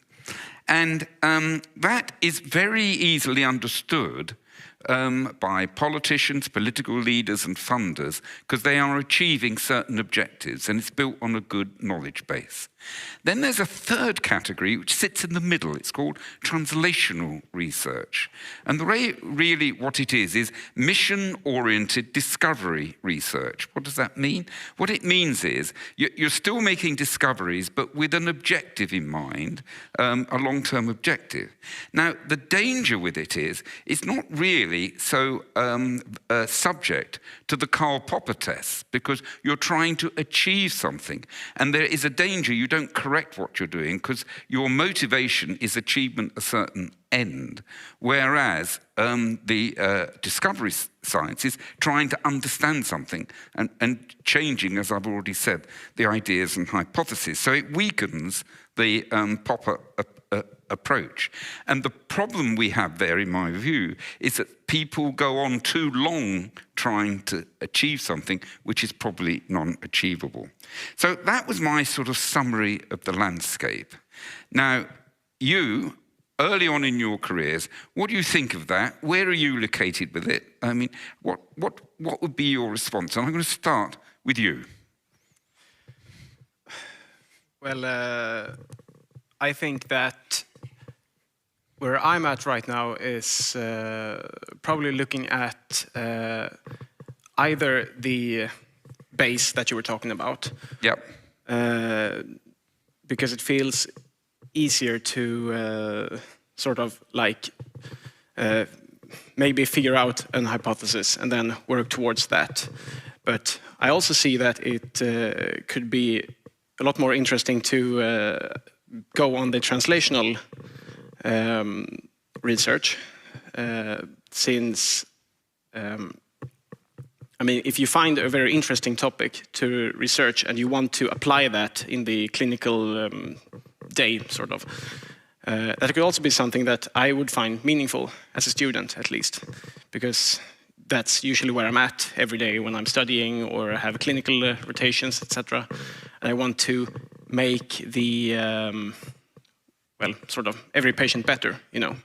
Well, to be honest, I mean, biomedicine sits firmly in the translational territory. I mean, it builds on discovery, like the structure of DNA and molecular biology, with the intention of getting good patient outcome. So it really does sit there. My concern is only how do we make that work more effectively? Because you're trying to achieve something that maybe isn't achievable, of course. Any thoughts? Well, I was actually about the achievement too. And since I'm a business and economics student, yeah. So I was actually thinking about it, like when we want to achieve something, or when we have scientists that actually are concentrated on achieving something big for the whole world. But we have a main problem here, and the problem is both capital and stakeholders. And the thing is, we learned it from the very beginning that systems are often built on lower cost and maximize profit. Yeah. But however, I personally think that maybe science and all essential things aren't just numbers and aren't just profit. But this is my opinion, not a stakeholder. Well, let's explore that. I mean, is there another way you think of doing it? I mean, you're quite right. The pharmaceutical industry, its objective is to maximize profit for its shareholders. How would you deal with it? Well, I think that maybe a better connection between both me and scientists and also government. So it can just be solved from one side, because in order to achieve something bigger, we need collaboration. And doing that alone is really, I believe, is frustrating, and it's going to be stopped at a certain point. So we cannot continue that without that collaboration that we need. I've sometimes wondered whether we should think more of public-private partnerships, where the public side appreciates the societal good, and it maybe keeps in the thirst for profit under control from the private sector, and that if we could somehow optimize that, that would be good. In the UK, we have the National Health Service, for example, which is a publicly funded institution, which is an amazing source for clinical trials and so on, hardly used for that. But if we could get the links there, maybe that could be a way forward between commerce and the public that you're talking about. Yeah, maybe for failure word. Well, we have countries that already are at a good point, but we also have countries that are struggling for basic science. And how we can achieve this, though? Like, if we want to invest in those countries, we're also going to have a problem. And this is also my question, like, do you think it's achievable or possible even for countries that don't have really strong infrastructures? Yes, well, I mean, I give you my personal view, and it's outside my territory, that we need to focus on different sorts of problems to do with lifestyle, nutrition, and getting a healthier way of living, essentially, and maybe simpler treatments. And we heard Sally earlier saying exactly that. What comments have you got on all of this? For me, Yes. I think it's important for the underdeveloped countries to get help, but like not in a way that the West are ruling, like deciding how they should use the assets and how they should further their own research. That's really important, I think. I actually agree with that we need, rather than sucking out of the developing countries so they work in highly developed countries, that we actually develop research facilities in those countries that deal with the problems that they see are most relevant and the potential solutions. I always remember when I was working in America, we tried establishing laboratories in Africa, and we couldn't cope with the fact, that electricity was off 8 hours a day. I mean, it just didn't fit with the way we operate. It has to reflect the circumstances that you're operating in. Have you yourself had experience of that in developing countries? No. Have any of you worked there? I wondered. No. Yeah. Okay, where else can we go with this? We talked a little bit in the previous section on the balance between all of these things. I don't know if you've got any observations on that, because I found it difficult to deal with. When you're an administrator and a leader, you want to say, we're going to spend X on this, Y on this, and Z on that. And the way we're talking about it, it varies according to the problem, and it's sort of a bit out of control. Any thoughts on this? Well, what you actually discussed about were also trust between these different parts, right?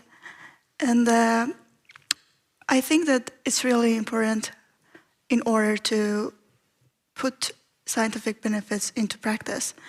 But I think it's also really challenging in today's world. Maybe the lack of trust is one of the main issues here. Mm-hmm. So how we can solve this? I mean, I know it's a really broad question, but I'm really curious to know your vision. What really comes to your mind when you're thinking about this issue? Yes. Now, we're near the end. You've got an opportunity now. You've got an audience. It's all recorded. What do you want to say about anything with any of this? And you've got 1 minute to say it. I have more of a question for you. Yeah. As a young scientist, it's hard to balance between, and I'm a medical student, it's hard to when you're doing research, it's hard to balance following your curiosity, but also coming up with something that actually is useful and helpful in the medical field. For you personally? For me personally, how do you think? How should I, as a young scientist, think about that? I sometimes think people who are good at the curiosity are not always so good at the application. So you have to consider that. Some people are. But recognizing that curiosity discovers, and maybe if you've discovered something, you then move in trying to get that into application mode. And there are ways in which you can do that, both commercially and working in a sort of biomedical healthcare delivery system. So I think there are ways of doing it, but I wouldn't say it's simple, I have to say. Yes. What question or what do you want to say? I'm going around all three of you. 1 minute. Well, it was actually the same thing for me. Same question? Yeah. Am I to give the same answer or a different answer this time? No, it's fine. I've had a lot of experience of training students who have come to a discovery lab with me and then actually have moved in the direction of applications of the public good. Probably half the people I have trained moved on to a more application side or in servicing the biomedical industry. So I do think it is possible. I sort of think that it's difficult to mix both together, but I've had some people who are good at doing that as well. How did you do it after you discovered CDK? I don't think I've done anything useful in my entire life. To be perfectly honest, I'm still sort of discovering. That's what turns me on, discovery. And I'm very happy for other people to apply it, which they have done in a variety of ways. But I think I'm pretty useless at it, to be perfectly honest. What's your minute? Oh, that's a great question. But actually, it's no question at all. If you no, okay. But I mean, how do you think that we should prioritize? Because, I mean, we have a million questions when it comes to research and things that you should do for humanity and the global health and all. But how would you say that we should prioritize? I mean, what questions are important? Because it's also very relative compared to where you are in the world. I'll give you a sort of answer. I think one should prioritize on where you can make the most progress. Now, that sounds callous, you know, because there are big problems that you wouldn't fall under that category. But I'm old enough to remember what was called the war against cancer in the 1970s, and it achieved very little because it was a public something people wanted to achieve, but we had no way to do it. Now we do, and so it's appropriate. So I think the problems that we should think about, not to exclusion of everything else, are ones where we can really make a difference with the knowledge base that we've got. Okay, thank you very much for your questions. Thank you. Very, very good. I think we go. Congratulations and thank you very much indeed. We could listen to you all day, so thank you. Thank you, Paul. Thank you. So, that's it for the morning.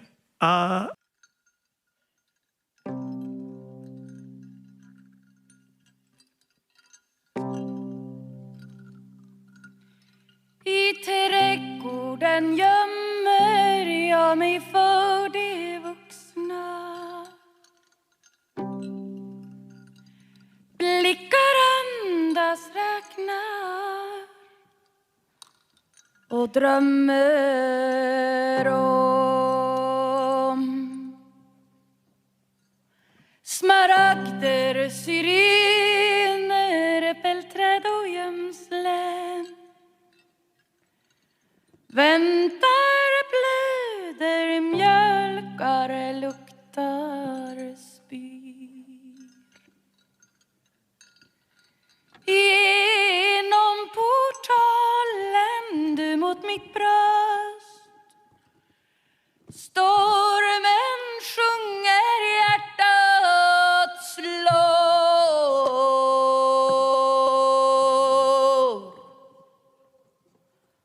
Under salikons rosor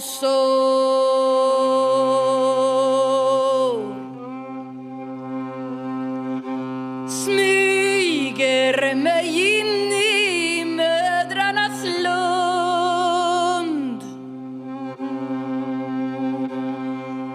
Krälar, vrålar, spänner och skjuter ut. Deras speglar, de skiner över mina skuggors jord.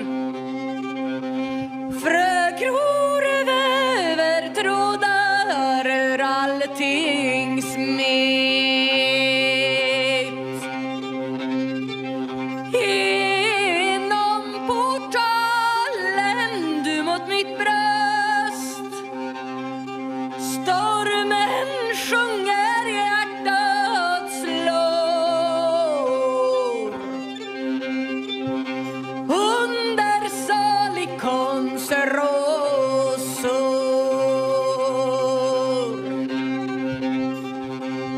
Bären de bångnar över mina läppar. Smakar, kysser, klyver och hämtar hem. Mekaniker, häxor, händer spotta våld.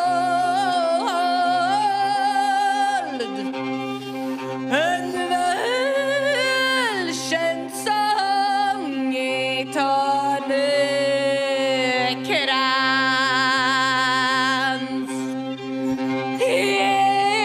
Genom portalen du mot mitt bröst.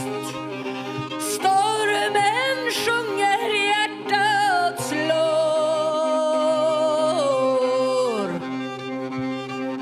Undersalig konserosor.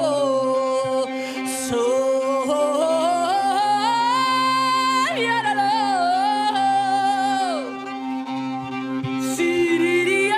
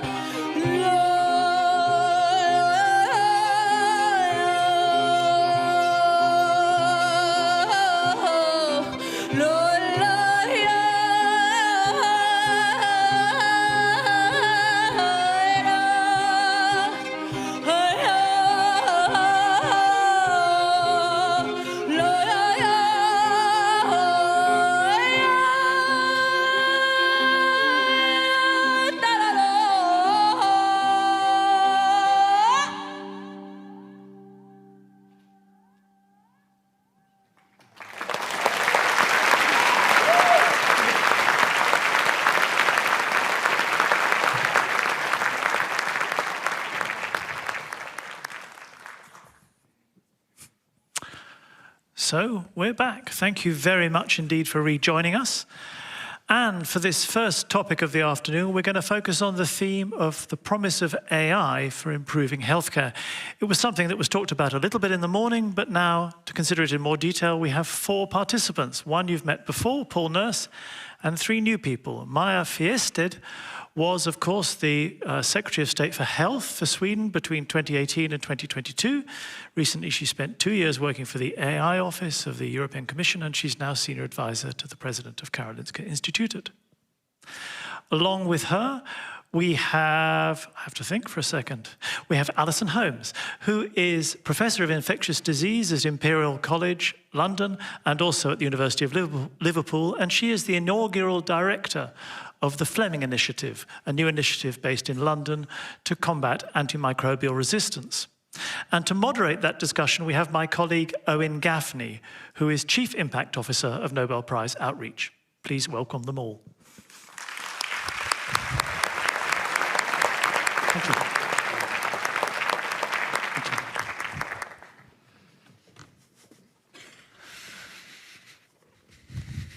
Welcome.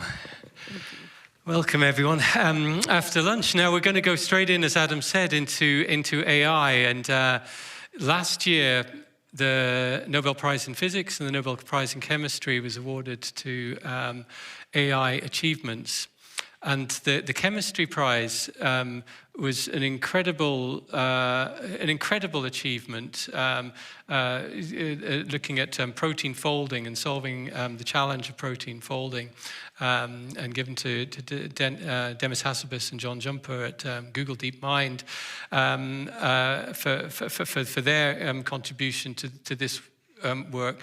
Now, they're just a stone's throw away from you, Paul, at your institute.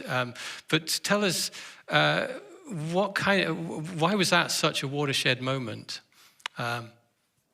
Well, I'm sort of familiar with it because Demis and John are personal friends, actually, and they have the DeepMind labs are in the Crick, the wet labs. And it's been an interesting story because they built it on chess and then playing games on Go and used many of the things they learnt in those endeavours and applied it to protein folding. And I'd watched it over the last 5 or 8 years, and it was just a remarkable performance. It was a problem that was absolutely suited to the present strengths in AI. It has data available, huge amounts of data, publicly generated data, I should say, primarily by discovery research, but then open and available to the entire community. That's critical, because that is what works. It is what I call thin and widely spread data, which is perfect for this type of analysis. And this problem has been around for, well, actually, since the beginning of molecular biology, since the 1970s. And the modelers have been working on it for 20 years, trying to do it bottom up. And AI, of course, provided a way of looking at it without understanding the principles behind it, but producing a way of actually predicting how the protein molecules, which is a chain of amino acids that then folds up in complicated ways, of predicting that, having known what other molecules already did. And you don't even fully understand quite how it works, in fact, but it works. And it has taken over this type of molecular biological research in an extraordinary way. All of us, including me, who's not an AI expert, I have to say, including me, that we just do it routinely. We discover a gene, it encodes a protein, we have a sequence, and we can see what it looks like, which would have taken a year or two of experimental studies to get there. So it's a great achievement. It isn't yet always completely precise, so if it really matters, you have to follow it up with actual experimental work. But it is an enormous achievement and perfect for the present status of AI. And has it opened up your mind to the potential of AI application in other areas of sort of biomedical research and medicine generally? Well, it made me think about it. And what they produced is a way that allows you not only to look at protein structure, but other small molecules and think of drug development and all of that. What I'm interested in, and I talk to Demis constantly about it, is can we produce improvements on the methodology, a more general AI approach that would allow us to understand the complexity of living organisms and how they work. And that is a much more demanding problem, which I think is going to be critical for the next 100 years in medicine. But if we just take a cell, what we have going on in there is thousands of reactions, all coordinated and connected in some way to produce overall purpose. And that's then magnified again in the living organism. This is an immensely complex problem. We absolutely will need some tools equivalent to AI, but I think beyond what we now have available. And for me, a combination of that type of analysis with the right sorts of experimental analysis is really going over the next 30, 50 years, it's a long time, to help us understand what life is. Mm. And now then, maybe over to you, Alison. And you're doing a lot of work with the Fleming Institute, the inaugural director there on antimicrobial resistance and these big issues. What's exciting you around the opportunities with AI in that work? So two really exciting opportunities that I'd like to describe.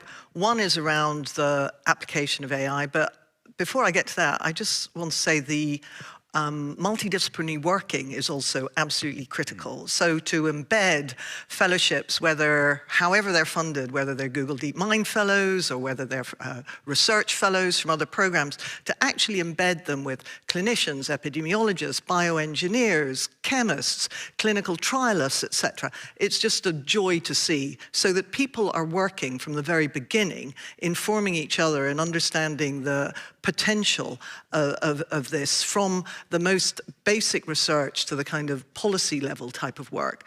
And then just the second area that I wanted to highlight is that I think it's important that we think about AI beyond discovery and beyond fundamental research, which is absolutely critical and it's really exciting, because I don't think we're using it enough in health services research. I don't think we're using it enough in shaping clinical trials. I don't think we're using it enough to think about how we protect patient pathways, how we use it for healthcare resilience, and also how we address an issue of representation in data. So I think there's a huge opportunity for the application of AI within health services, research, safety, resilience, but also how we can use the data from that to inform better care, better safety, but also generate the research questions that need answering as well. And so, so there's some barriers there that you don't think this is happening enough. That maybe there's the bigger investment in the fundamental research and less in this other space, maybe. Well, I think there's an issue about having representative data. I also think within healthcare there's an issue about being able to follow individuals across the whole patient journey rather than different areas of that journey, and to have joined up and linked data that can support AI, but also, I mean, which is only as good as the data that goes into it, we need to remember. So I think there's many opportunities there that we're not actually using adequately, and also the issues about regulation as well.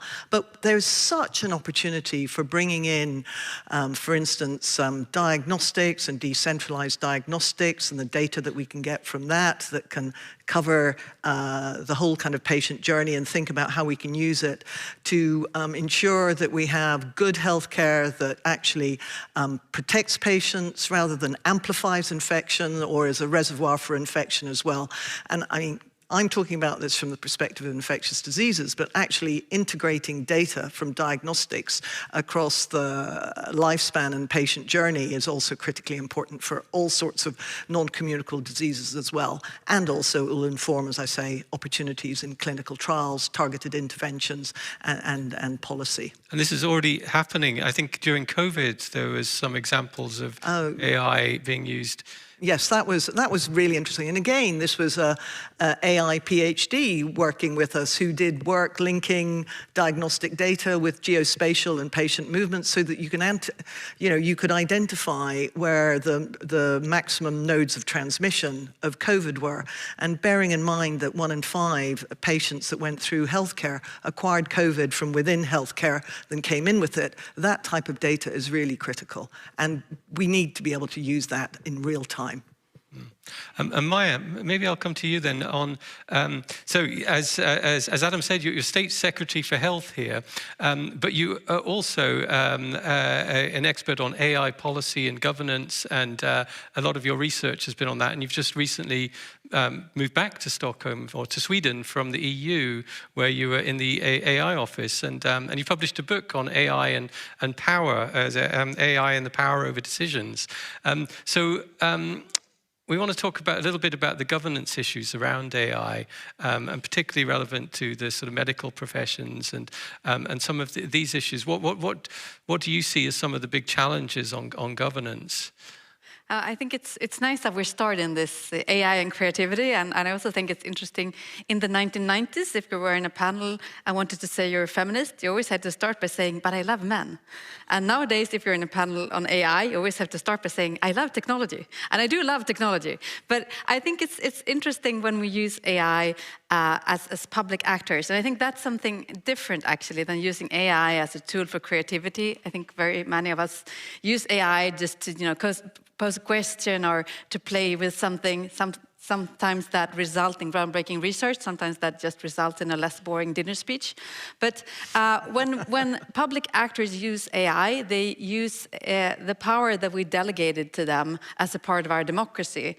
And as citizens, I think we should, for example, demand transparency from that. And there are a number of interesting and actually quite appalling examples from European politics when public actors have been using AI or algorithms. There's one example from the Netherlands, where the Dutch government used AI to find people who were trying to commit fraud with the child allowance, and they specifically targeted people with double citizenship. So this became a racist algorithm that tracked down very vulnerable families who, in the end, showed out that 95% of them did not, do anything wrong.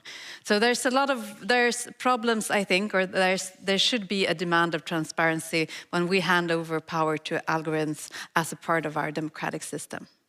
And with the governance and the EU on AI, I mean, there's AI legislation coming in, there's pushback against that legislation.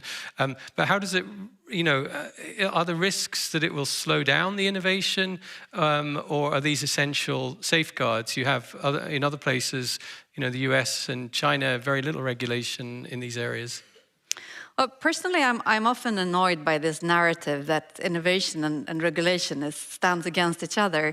I would say that's a false dichotomy. I mean, we have a number of examples where regulation has actually stimulated innovation, and we have other examples. I'm thinking of the car, for example. We have speed limits, and does speed limits slow down the innovation of fast motors? Probably. Do we think that's a problem, big enough to take away speed limits? No, we don't.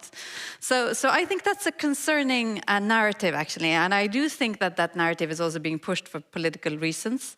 And I think that there's also a tendency, I mean, the less regulation we have on an EU level, the more responsibility is being delegated to the end user or to companies, or to the one who is actually using the AI. And that's concerning, I think. That puts us all in a vulnerable position. So I'm concerned about that. Okay.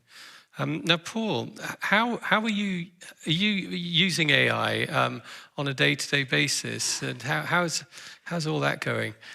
Well, I listened to my PhD student doing it, to be more precise about it. But we shouldn't forget, sometimes people use the term everyday AI, and we do use everyday AI. That's things that are not blockbusters. They're just sensible things. Like we analyze images, microscopic images, and what would take us a day or two to do, we can do in minutes. It saves us, an awful lot of time. We can do literature surveys rapidly. Instead of sending somebody to the library for 4 or 5 days, then they can get it back in half an hour. Now, what they get back is a bit dull, it's a bit conventional, it's not that creative.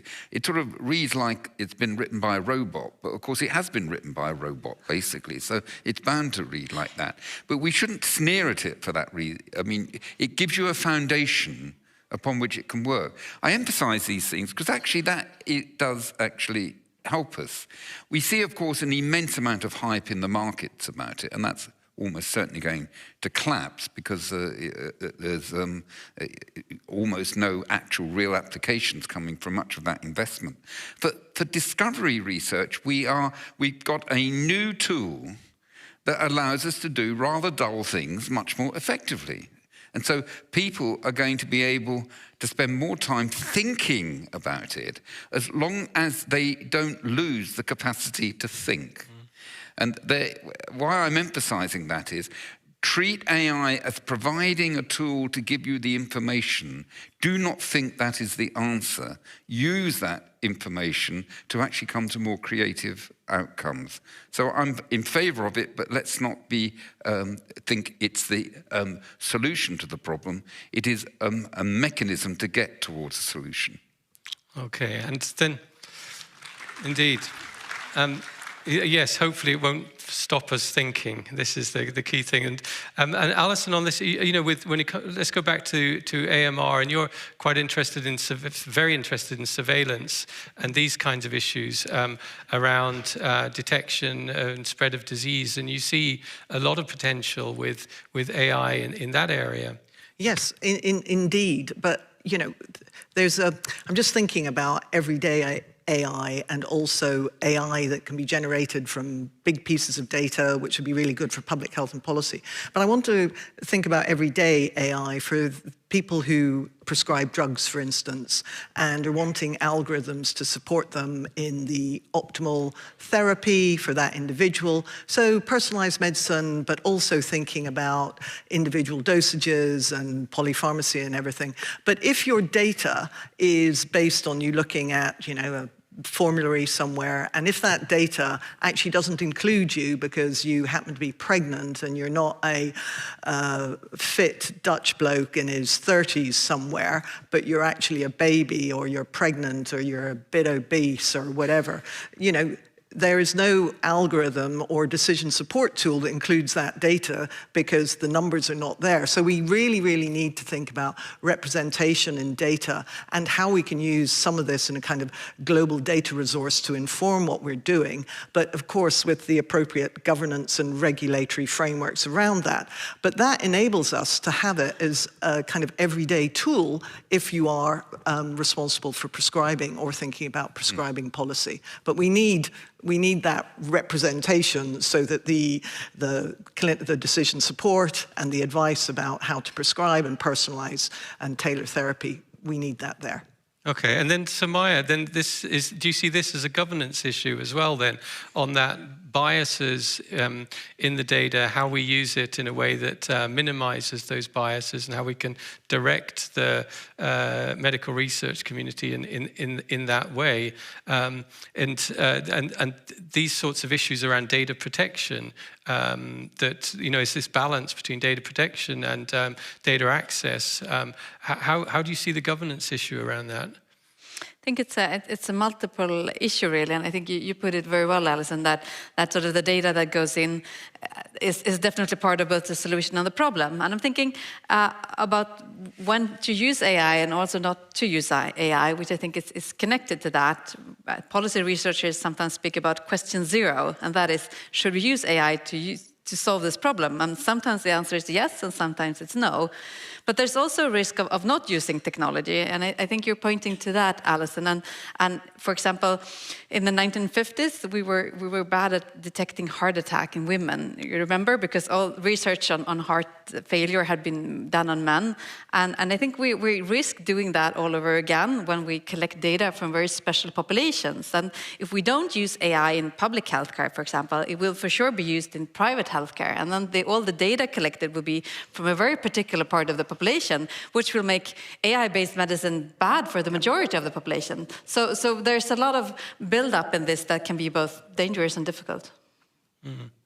Okay, and then, so as a final question, I mean, there's huge amounts of investment, huge amounts of money appearing for AI, and there's a risk that, you know, are we spending too much on AI and then maybe ignoring some other areas of research that we should be prioritizing, or getting, or is the balance about right? Is this the most exciting area and in terms of science, and we should be putting all the money in there? But any reflections on that funding in just a few words?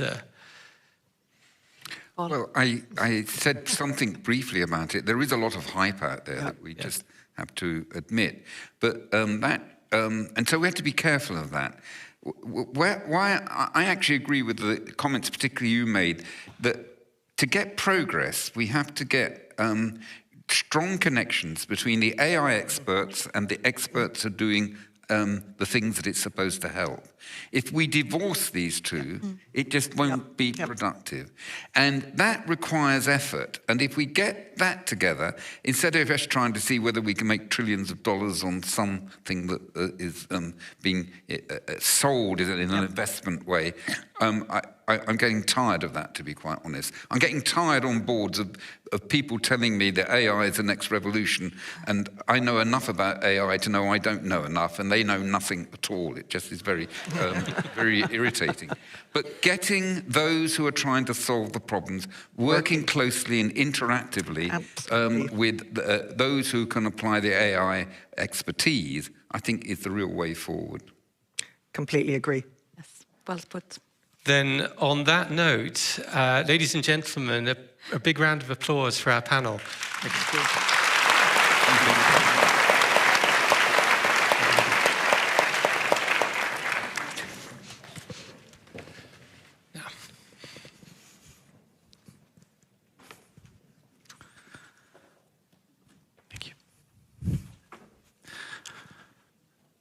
So for our next section, we're going to focus on mental health. And that, of course, is an overwhelmingly big topic to deal with. We thought we would concentrate on two particularly sensitive periods of life, adolescence and older age. And so we're going to have two discussions on those two periods.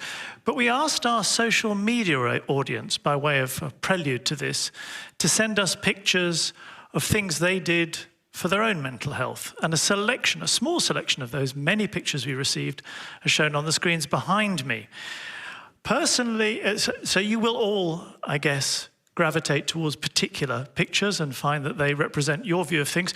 Personally, I wish that I could say that ice climbing or whatever upside down thing that lady there is doing over there was how I relax, but I fear, in my case, I'm closer to reading a book, walking the dog, or perhaps using worry beads.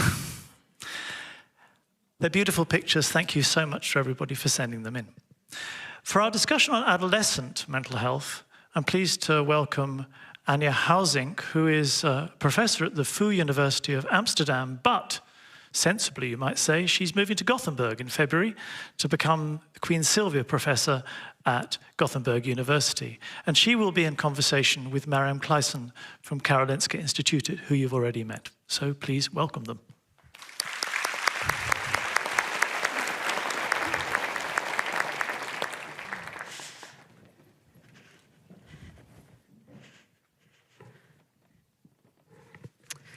Welcome to this afternoon discussion around adolescent health and well-being with a focus on mental health.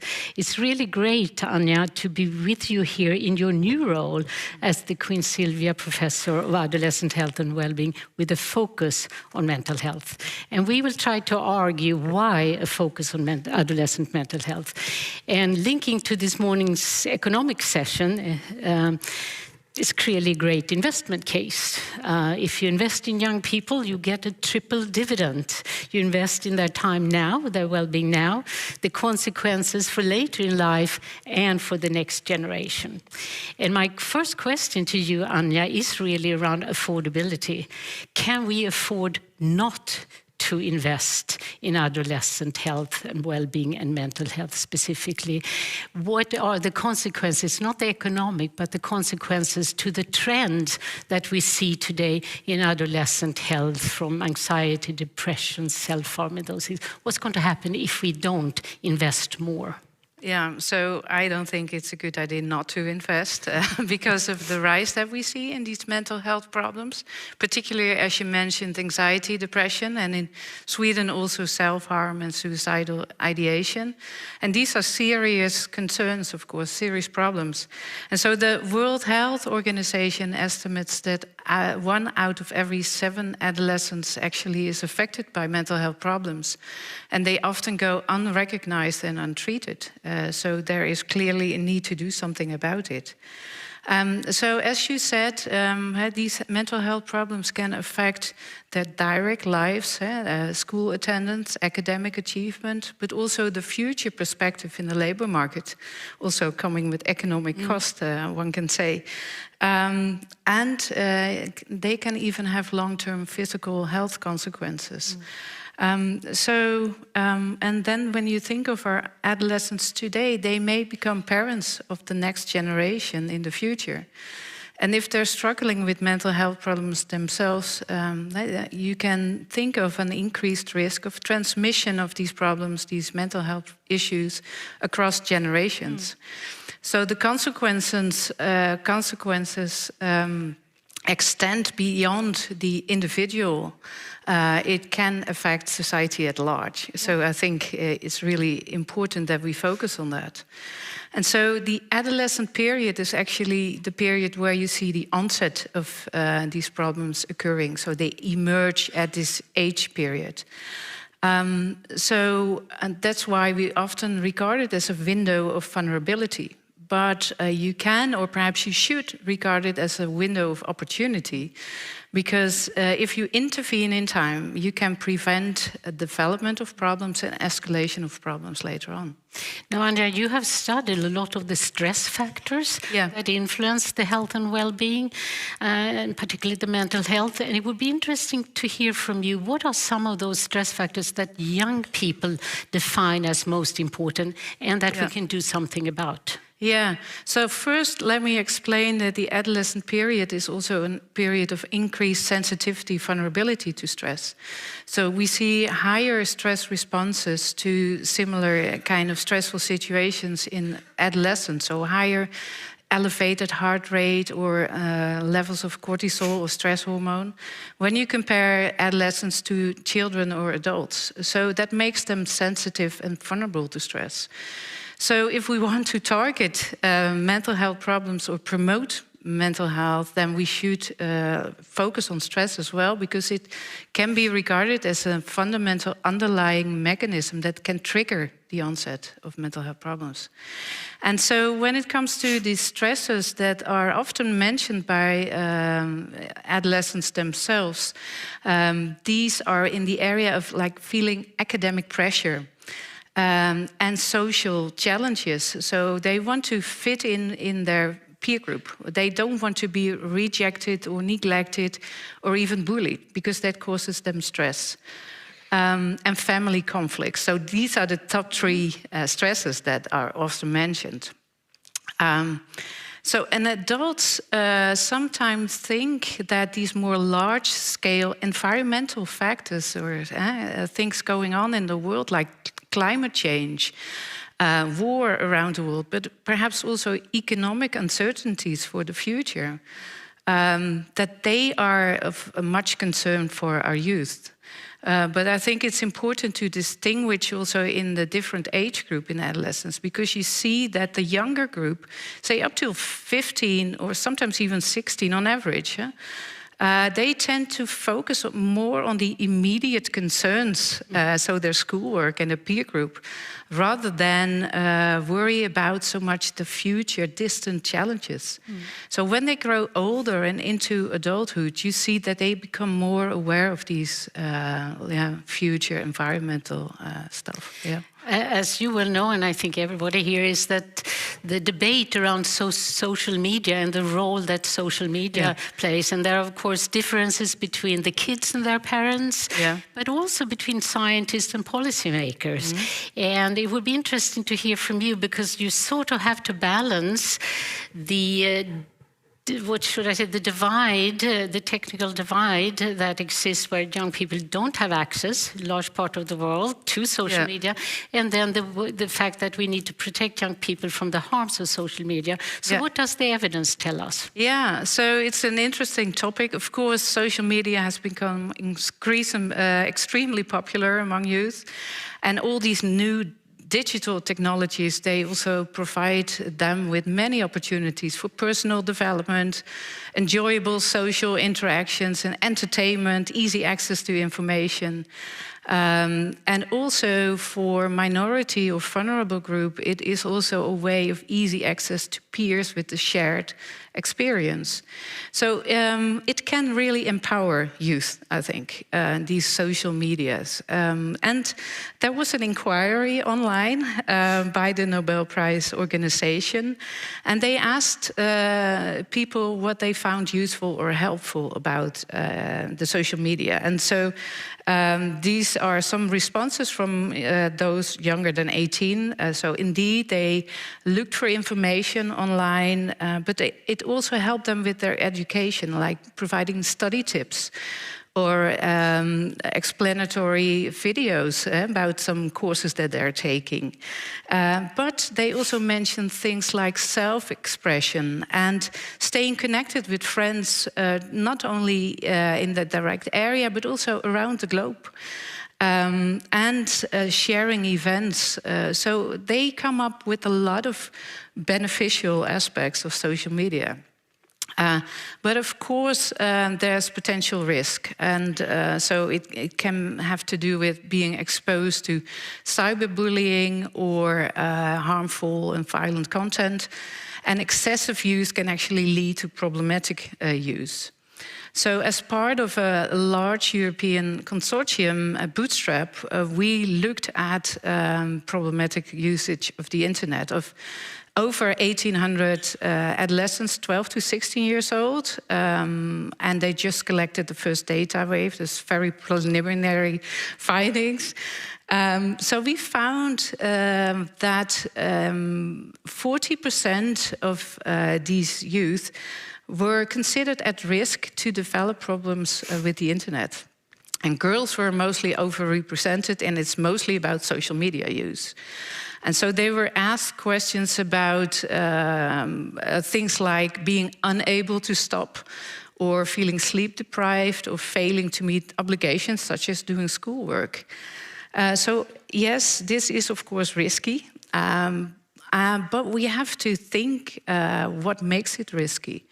So if they're using their smartphones, what do they do on it? When do they do it, and what for? What's the reason? So if you use it for enjoyable interactions with your peers and in your free spare time, then it's less of a problem, of course, than when you do it to avoid doing homework or avoid dealing with your emotions. So I think we need really a nuanced perspective. There's not any research yet showing that social media use leads to mental health problems. It's associated, which means that it can be the other way around as well. So if you are already struggling with mental health issues, it might be that you turn more frequently to using social media, either to avoid some problems in your daily life or to deal with those emotions. So we should be careful, and I think what we really need is a more nuanced perspective and strategies that promote a healthy online life, because that, I think, is what we need right now. So I would say, don't throw the baby out with the bathwater. Okay. Yeah, there's also benefits. Yeah. You know, this leads very nicely into the last thing I'd like to bring up with you, which is youth engagement. There are many young people who say, of course, that if you want to design the right kind of interventions, you should engage youth. You should engage youth in co-creation, co-design. Mm-hmm. If we want to have real transformative change, it has to be collective action around youth-driven collective action and meaningful youth engagement. So my question to you, why is that so important, and what do we actually mean by meaningful youth engagement? Yeah. So it's very important and important question. So I think youth engagement is crucial, actually, because they understand their realities best. They know what kind of concerns they have, but also what makes them resilient. And they know what kind of solutions they seek for the problems. So what kind of problems they are facing. So you can start perhaps with the impact that you want to achieve with your research, and then go back to the drawing table with them and help them co-design and co-create your study. And so we have some experience in our Bootstrap consortium for this. We had so-called study ambassadors that consisted of both students and teachers. And so now the students were then in the schools, the 12 to 16-year-old students. So they provided us with input about how to design the app that we use to collect data.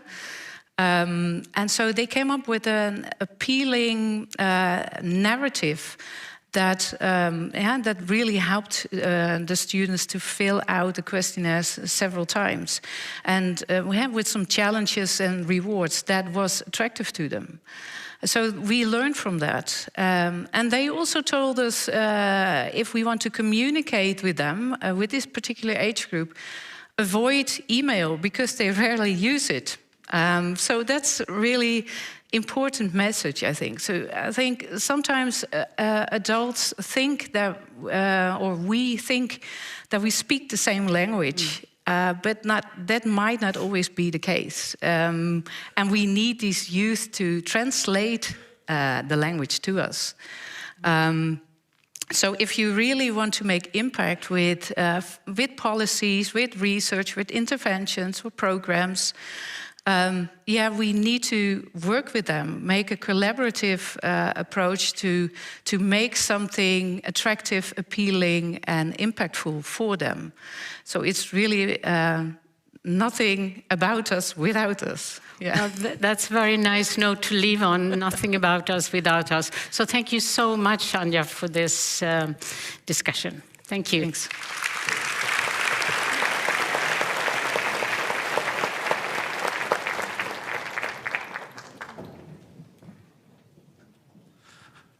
That one caught me by surprise.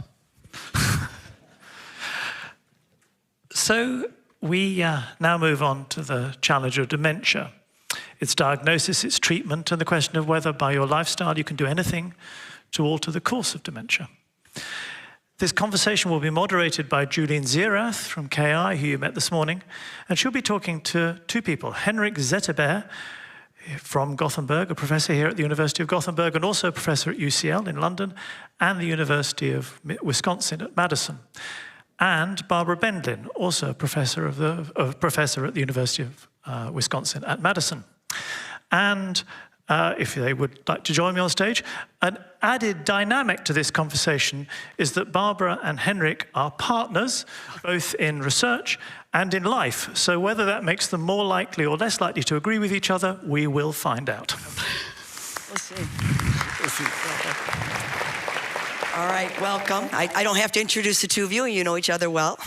But I wanted to start out with the idea of biomarkers for dementia. And this topic is really going to be focused on the challenge of dementia. And so, Henrik, you have been central to the revolution in fluid biomarkers. Your whole career has really been focused on that to some extent. So what do you think is the most transformative advance in the field today? Barbara and I don't agree on this. That's good. The whole concept of dementia has changed during the past 10, 20 years. If we think 10, 20 years back, it was regarded as a part of aging. Now we know that the dementias are caused by many different diseases, and they are molecular in essence. So there are brain tissue changes that we can measure, and this is where the biomarkers come in. 20 years ago, one had to do an autopsy examining the brain of a dead patient, not very helpful. But now we can measure the protein changes that occur in Alzheimer's disease in biofluids and through imaging, which is your expertise, in living people. And then it has become clear that these are relatively distinct diseases that happen in the aging brain. It can also happen early in life if you have genetic susceptibility. It's measurable. It's not something that just will happen to all of us. These are diseases that we should try to diagnose and try to treat. And optimally, this is where we discuss a lot, try to prevent, which I think is almost impossible. But that's... Well, we're going to talk about that too, but he thinks there's some contention here that you don't believe in biomarkers? That was the implication? No. No, I do believe in biomarkers, just to be clear. But there has been, as Henrik mentioned, a shift in the field with regard to how we think about dementia and the pathologies that cause dementia. And for the first time, we also have disease-modifying medications, which is a big shift in the field and makes the work of biomarker research so much more important. For over 20 years, we didn't have any new medicines for Alzheimer's disease. And now we have promising new treatments that actually target specifically the pathologies that underlie Alzheimer's disease. So that does give us optimism, and it's a really nice complement to the work that you see with regard to diagnosing the disease with fluid biomarkers or brain imaging or other methods. So do you think there's a lot of barriers? I'm going to start with the biomarker issue here, though. Moving that from the laboratory to the clinic. It seems like it's working now. You have a translation of biomarker biology into clinical diagnostics. Is that solid? Yeah, so with regard to particularly the work that Henrik's doing, and now we can complement each other and not fight. But the work that you're doing has really advanced the field because you can measure the pathologies using a blood test, which is quite different from what we had 10 years ago even. And so that makes the clinical care easier. On the other hand, the treatments that we have for Alzheimer's disease right now do require delivery in specialized centers, so that can be actually a barrier to treatment. The new treatments that are being used right now, they require an infusion. Due to some safety monitoring, they also require brain imaging to make sure that you can care for the patient and make sure that they don't have any vascular injury during the treatment. And those are the kinds of resources that you don't find everywhere. Globally. Yeah. So just give us some sense of how many different clinical trials are underway and how many treatments are available. Now, there are hundreds of trials that are ongoing, and many have been focused on Alzheimer's disease, which is the most common dementia-causing disease, where beta-amyloid clumps in the brain disturb the neural networks and make them dysfunctional, and eventually neurons die off in a neurodegenerative process.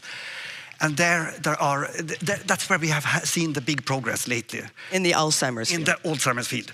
For the other dementia-causing diseases, progress has been slower. They are likely a little bit more tricky to address. But we have seen breakthroughs the past 10 years in neurodegeneration in general. And there is a very prominent success story in regards to a rare disease called spinal muscular atrophy that kills kids with mutations in a gene that helps the motor neurons of the spinal cord survive. There is a cure for that disease, which is amazing. So for a while, pharma and also researchers thought that neurodegeneration was too difficult and that one should try to, many of the big pharma companies stepped out of neurodegeneration research a while ago, but now there is much more hope.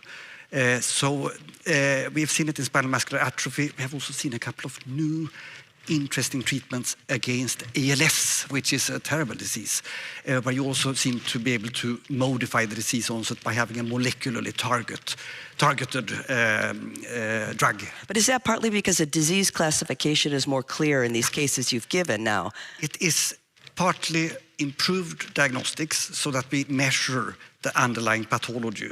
With Alzheimer's disease, if you have a patient with memory complaints, there could be many reasons for that, apart from Alzheimer's disease.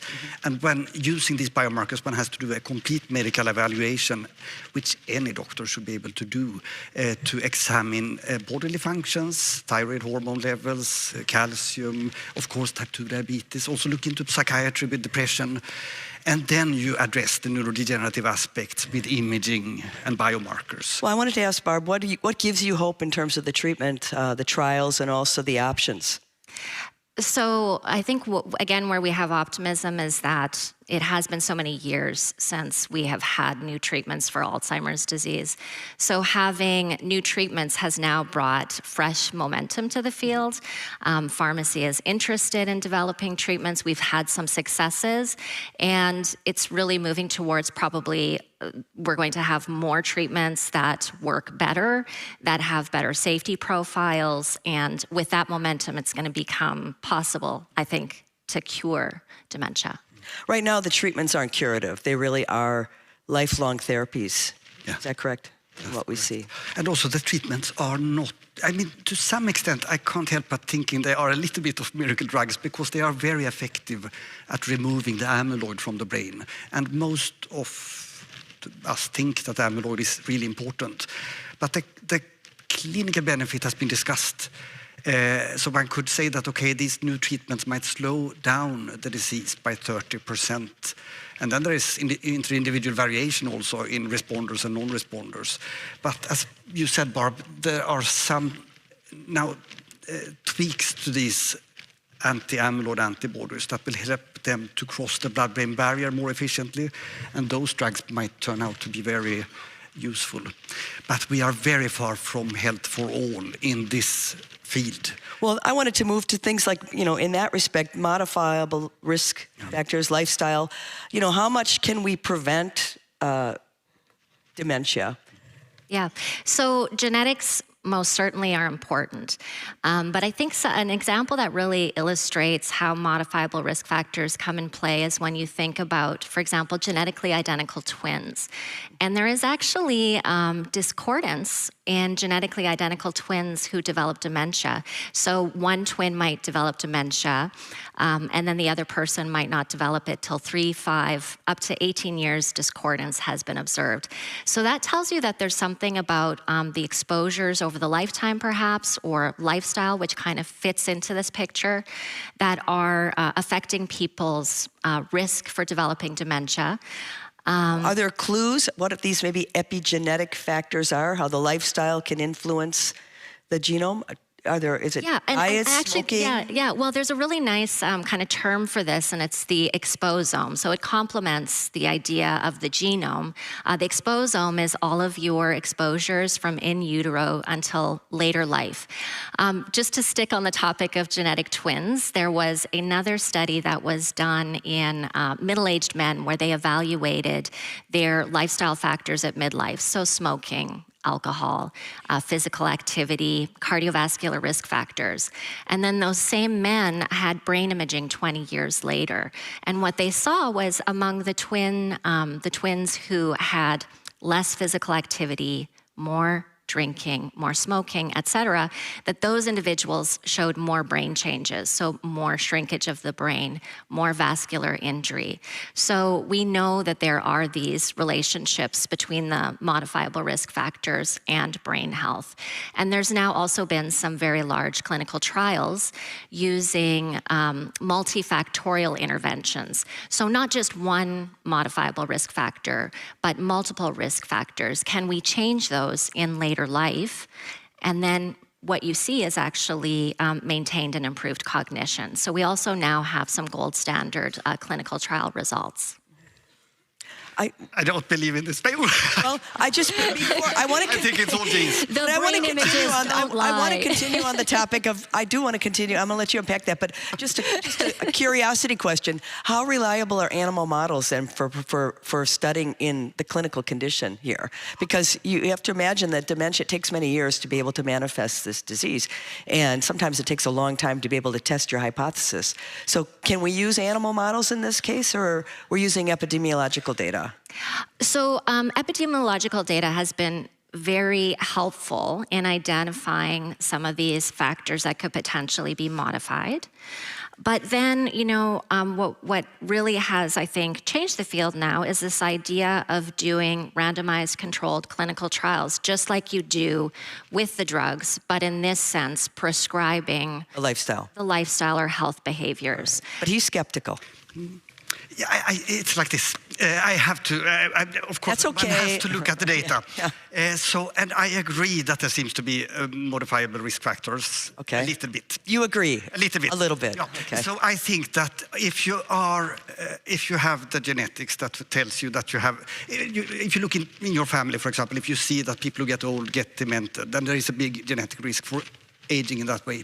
If you get to live that long, that's another challenge. And then if you maintain your cardiovascular the system fit, then you will also maintain your cerebrovascular system in a good... Everything goes back to the heart. Everything goes back to the heart. So everything that's good for the heart is good for the brain. Okay. But that's details to me, because then I think you will still, if you have a high genetic risk, get the amyloid process of the brain. It's like if you remember the mad cow disaster that happened with infectious proteins that propagate along the brain tissue. It's a little bit similar with these types of diseases, but then you can resist the process better if you have a healthy cerebrovascular system and good brain networks. Well, it sounds like you agree, actually. Yeah, and go ahead, Barb. There's another important point to be made, and that is that you can do everything right and still get dementia. And we definitely don't place, this idea that you got dementia because you didn't do things right. That's absolutely not what we think. But in that sense as well, I think it's important to also consider that only so much of our behavior is actually under our own control, because there are factors around us all the time that are pressing on us and are modifying our behaviors. It might be also the case that over the lifetime you've been exposed to toxins or pollution, which increases risk for There could be cardiovascular windows of risk time in factors. our life where that's really critical. Absolutely. We heard a little bit about adolescence earlier here at the preceding talk. So it could be a window of time where we have an exposure that actually manifests disease phenotype much later in life. Absolutely. And there, well, when I started in this field, there was an idea that midlife was the critical period, that's when trajectories of aging change. But we've now seen that that's backed up even farther. And there's studies now that suggest that even early life exposures are influencing brain health tens of, decades later, which is pretty fascinating. All right, we've got 2 minutes. You each get a minute. What do you think is sort of the big breakthrough that we're waiting for? Yeah, I hope for refinement of the existing treatments. And since we are in Sweden now, these treatments are not in clinical practice yet, but we gain a lot of knowledge from the US and other countries where they are. So I hope that will happen in the European countries and in other countries across the world. I also hope that we will tweak these drugs and make them accessible through not infusions, but that you can give them yourself subcutaneously. Or maybe tablets. Tablets, that would be wonderful. There are also some exciting approaches to develop drugs that could be taken as a pill to modify what types of beta amyloid proteins you are secreting, and thereby delaying onset of the process. Then we also need to tackle all the other diseases, cerebrovascular disease, frontotemporal dementia, liver-body dementia. So those of you who want to enter science... That's your 5 seconds left. Okay, you had your minute. That's great. Now, Barb, you get the last word. I'll take up from where you left off about if you want to enter science. There's still a lot of need, a lot of research that needs to be done. And we absolutely need to support the next generation. And one of the things that I've observed recently is that when there's uncertainty around funding, for example, for research, that individuals who are planning to work in these fields sometimes also feel uncertainty and might step back. And so we definitely don't want to lose this momentum right when all of these exciting things are happening. So I agree with you. We need to encourage the next generation. All right. Well said. Thank you very much for that. And it's indeed exciting times. Thanks. Thank you. That's great.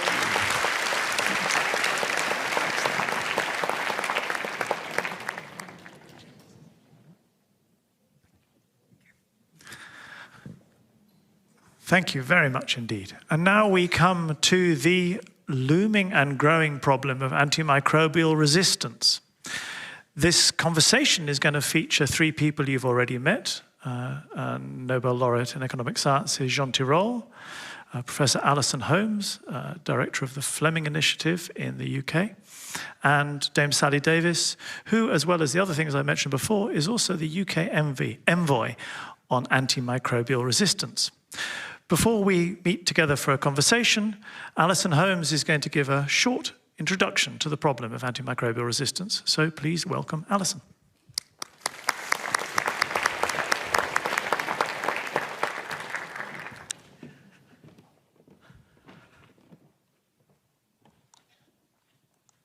So it's a real honor to be here. And I just want to say that the Fleming Initiative shares a history with the Nobel Prize because 80 years back from tomorrow, Alexander Fleming received his Nobel Prize for the discovery of penicillin that he made in his very messy, untidy laboratory in London, where we work and where we are sited. But this discovery depended on collaborators as well for the production, the purification, and also the determination of the structure of penicillin. So Florey and Chain and Fleming got their Nobel Prize in '45 at the same time as Dorothy Hodgkin was working out the structure. She got her Nobel Prize later. But this discovery and the production and the subsequent development of antibiotics that were based on this collective endeavor changed healthcare forever. It ushered in a golden age of healthcare, an incredible resource that had an impact on survival. But at that same Nobel Prize ceremony in 1945, Alexander Fleming warned about the problem of resistance. He warned that exposure to sublethal doses, antibiotics, would drive resistance. This is Darwinian, it's evolutionary. We heard a little bit about that earlier today. But what I want to flag, it's not, inappropriate, appropriate. It's any exposure to an antimicrobial will drive resistance, and we need to remember that. And antimicrobial resistance, AMR, is enormous and it's growing. It's a major health crisis, but it's a crisis that's unevenly distributed across the world. It has an incredible price in terms of fatality and death, which is growing and growing. It's 1.27 million deaths a year directly attributable to resistance.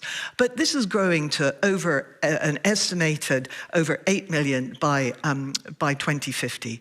As well as the huge toll on life, it's also got a huge economic toll as well globally. But what we need to realize is, going back to the kind of inequity of this, it affects mostly those in low and middle income countries, but it also predominantly affects our very young, our neonates, our elderly, and any of us who are severely ill. But we can do stuff. This is not a problem that we can't address, but we need to address it together. Firstly, the importance of preventing infections to begin with is absolutely fundamental, so that we do not trigger the use of even more exposure to antimicrobials.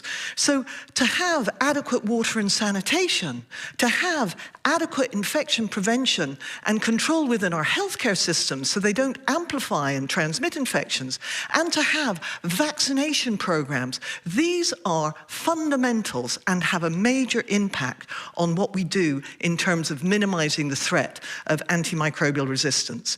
We can also think about how we can use our antibiotics much more effectively. How can we maximize the effectiveness of our existing agents and also any that might come along later?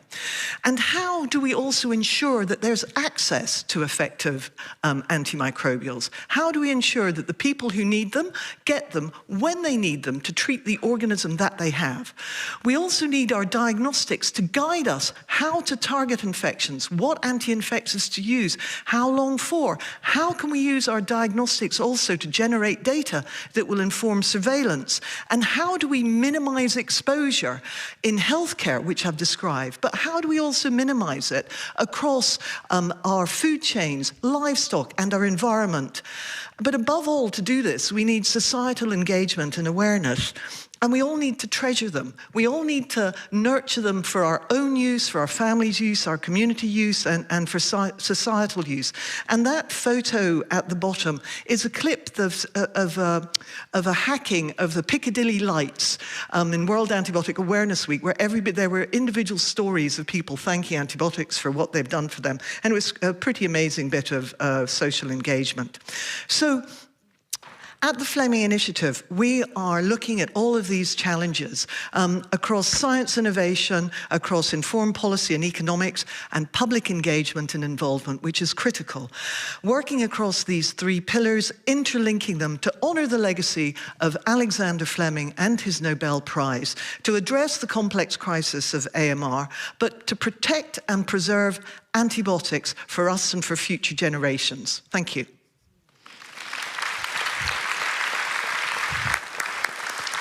Thank you very much indeed, Alison. If you'd like to take a seat, and then if you'd like to sit in the middle there, and then if I could invite Sally Davies and Jean Tirole to join me also on stage. Thank you.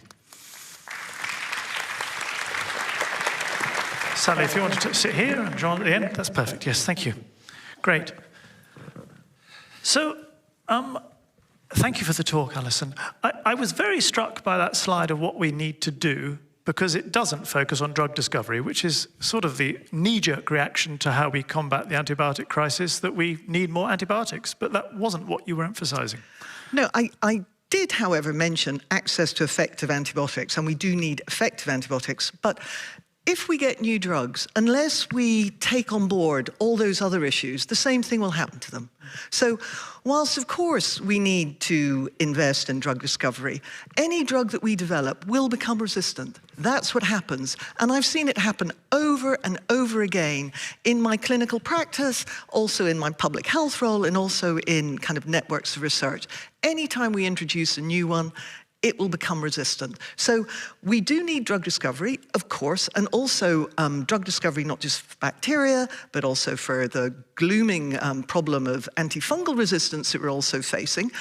But unless we understand those fundamentals, it doesn't matter what drug comes on board, because we still need to make sure that we use it minimally and effectively to maintain its effectiveness. So fundamentally, to look after the agents that we've got, or any future agents, we need to take care of what I've said, and recognize the role of vaccination. Thank you very much indeed. In a second, I'm going to come back to the question of developing new drugs. But first, Sally, to engage all the different stakeholders that have been mentioned in Alison's talk is a huge job. You have to get all of society on board in this effort. I suppose the questions might be, how do you do that, and how far along the road to doing so have we got? Well, clearly not far enough. I think a lot of people see this as a development issue, but let me remember my own goddaughter who died 2 years ago of AMR. I've been working on this for nearly 15 years, and she had cystic fibrosis but died of a drug-resistant mycobacterium. So it hits all of us, and I can tell you plenty of other stories from our hospitals, as of course can Alison. So the most fun one, and then I'll tell you another which is also fun, is our musical. So we've got a musical that started its life as the story of penicillin and Fleming discovering it and the impact it made. And then it was called The Mold That Made the World, Saved the World. But we've changed it, and now it's called Lifeline, because antibiotics protect modern medicine. They are our lifeline. And it is not only the story of penicillin and Fleming, entwined in that is a real life story of a young man aged 29 who had bowel cancer, and the operation was a success, but he died of AMR. We've transferred it from the States across to Scotland, so it all meshes. And the way we make this work is by having a professional cast, and it is One Health. There's a wonderful song about they're in the water, they're in the air, they're everywhere, you know, about antibiotics and the food chain. But actually the chorus, every week, we have a new chorus in there. School teachers, scientists, doctors, nurses, health professionals who join in as the chorus. And we even got a paper published in Nature Medicine about the impact it had on them becoming AMR ambassadors in their communities. We've played it off Broadway for the month of September 24, when we had the high-level meeting at the UN. We even got them singing 2 songs on the floor of the General Assembly, and the previous singers to do that were ABBA. So it's fabulous, and it's coming to London if you want to pop over the end of March until mid-May for 6 weeks, Lifeline. Another one I've done with support actually from the Wellcome Trust, thank you, are youth summits, and we've done 3 so far. We've been in touch with and involved over 35,000 people under the age of 25 in 3 challenges, bringing them together, talking about AMR. What's the important question? That they, as youth in low and middle income countries, will run campaigns on in their own communities. And the first was washing hands, the second was biosecurity, and the third is, which we'll announce the winners, though they're all known to me, is on behaviour.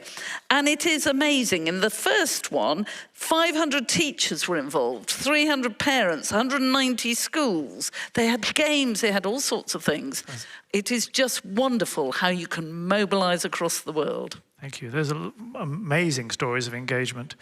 And then You had for instance, in 2024, the UN high-level meeting with WHO. So that was trying to engage stakeholders that are rather... Not just WHO.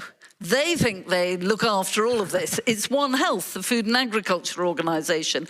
Our food security is at risk because of resistance to the treatments and the overuse of antibiotics in the food chain. I was just going to ask, how successful do you think it is being, and this is one to you also, Alison, and then I'm going to come to you, Jean, how successful it's being engaging people at high level as well as people who go to musicals or youth? So I'm going to extend a little bit on what Sally said, because Sally was talking about some of the informal education involving youth. One of the things that was highlighted at the UN General Assembly was this is something that needs to be embedded in education.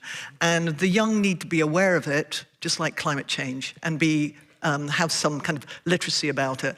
And one of the things that was highlighted as a gap was that making sure that it's in the curricula globally. So it needs to be, whether you're in Sri Lanka or whether you're in Gabon, it needs to be part of the curricula. But learning from countries that have got the most amazing engagement projects already, and for that to work, have to work with educational leaders. So it's really important that the leaders that you are working with and influencing are not within science and public health and drug discovery, but also leaders within education. And that actually has been incredibly successful, and the program is being rolled out. Formal education and the informal engagement that Sally described.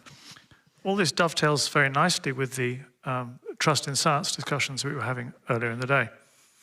Okay, maybe come back to the high-level stakeholders. But Jean, on the question of models to encourage the financing of new initiatives to develop antibiotics, I know that you've been doing quite a lot of work at that in Toulouse.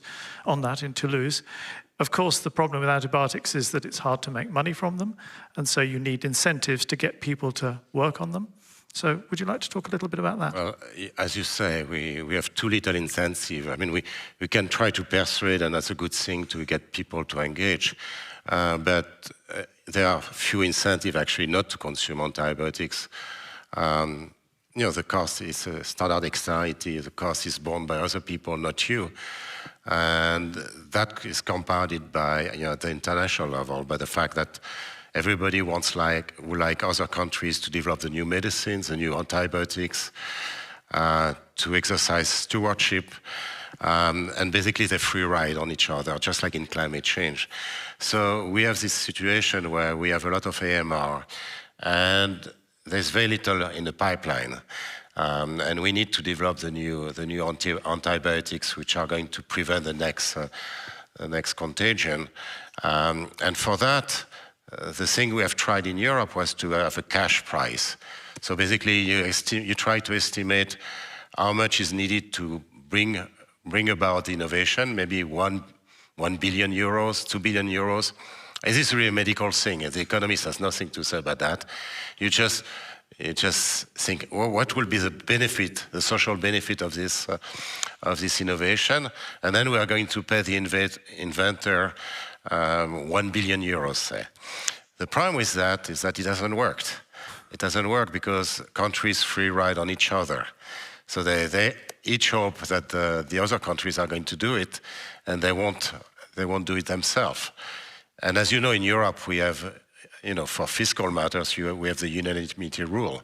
That's why in climate change, we have a tradable emission permit system, but we don't have a carbon price, a carbon tax in Europe, for exactly that reason. So what has been tried, what is being proposed now by the European Parliament and the Commission is an indirect mechanism which is called a voucher. So a voucher means that if you're in Gothenburg and you find this antibiotic and it's perfectly good and etc., then you're not given 1 billion euros, you are given a voucher, and this voucher is tradable. So the voucher is an extension of exclusivity for, say, 6 months or a year. We could discuss whether it's a good thing or not, but it's basically an extension of exclusivity, meaning that, in a sense, the patent is extended for 1 year on something. Now, the inventor often doesn't have a patent which is valuable enough to benefit from that. So that's why it's tradable. So you can sell it to Pfizer or whoever, and then you get, and if Pfizer is willing to pay 1 billion euros, here you are. So in practice, that means that the blockbuster will buy the voucher and will pay for it. Now, is that a good idea or not? Actually, when we started this research with Pierre Dubois and Paul-Henri Moisson, we thought, not great. Because it's true that you don't have to, you save taxpayer money, but then you're going to end up with more monopoly power on a blockbuster drug. So instead of being 10 or 12 years of exclusivity, there will be 1 more year of monopoly, regulated monopoly profit. But, so were you thinking, though, that it may or may not be a good idea, but it's the only idea that we've got because the other ideas aren't working? Both, actually. Yes, that's the only idea we have got because we cannot get the cash price. Yes. But then what we as economists did was to try to think how costly it was. And to our surprise, we found that actually the voucher was not that expensive. And the story behind that is that actually, when the exclusivity is not extended, then the price should go down because you should have generics and bioequivalent coming in. But the truth is that in Europe, they don't come in at a lower price. And so there are entry costs, there is collusion with a branded drug and so on. And in the end, so we did a computation, and actually at least all the big countries in Europe, that includes the UK in our sample, basically prefer the voucher to a cash price. Okay, thank you.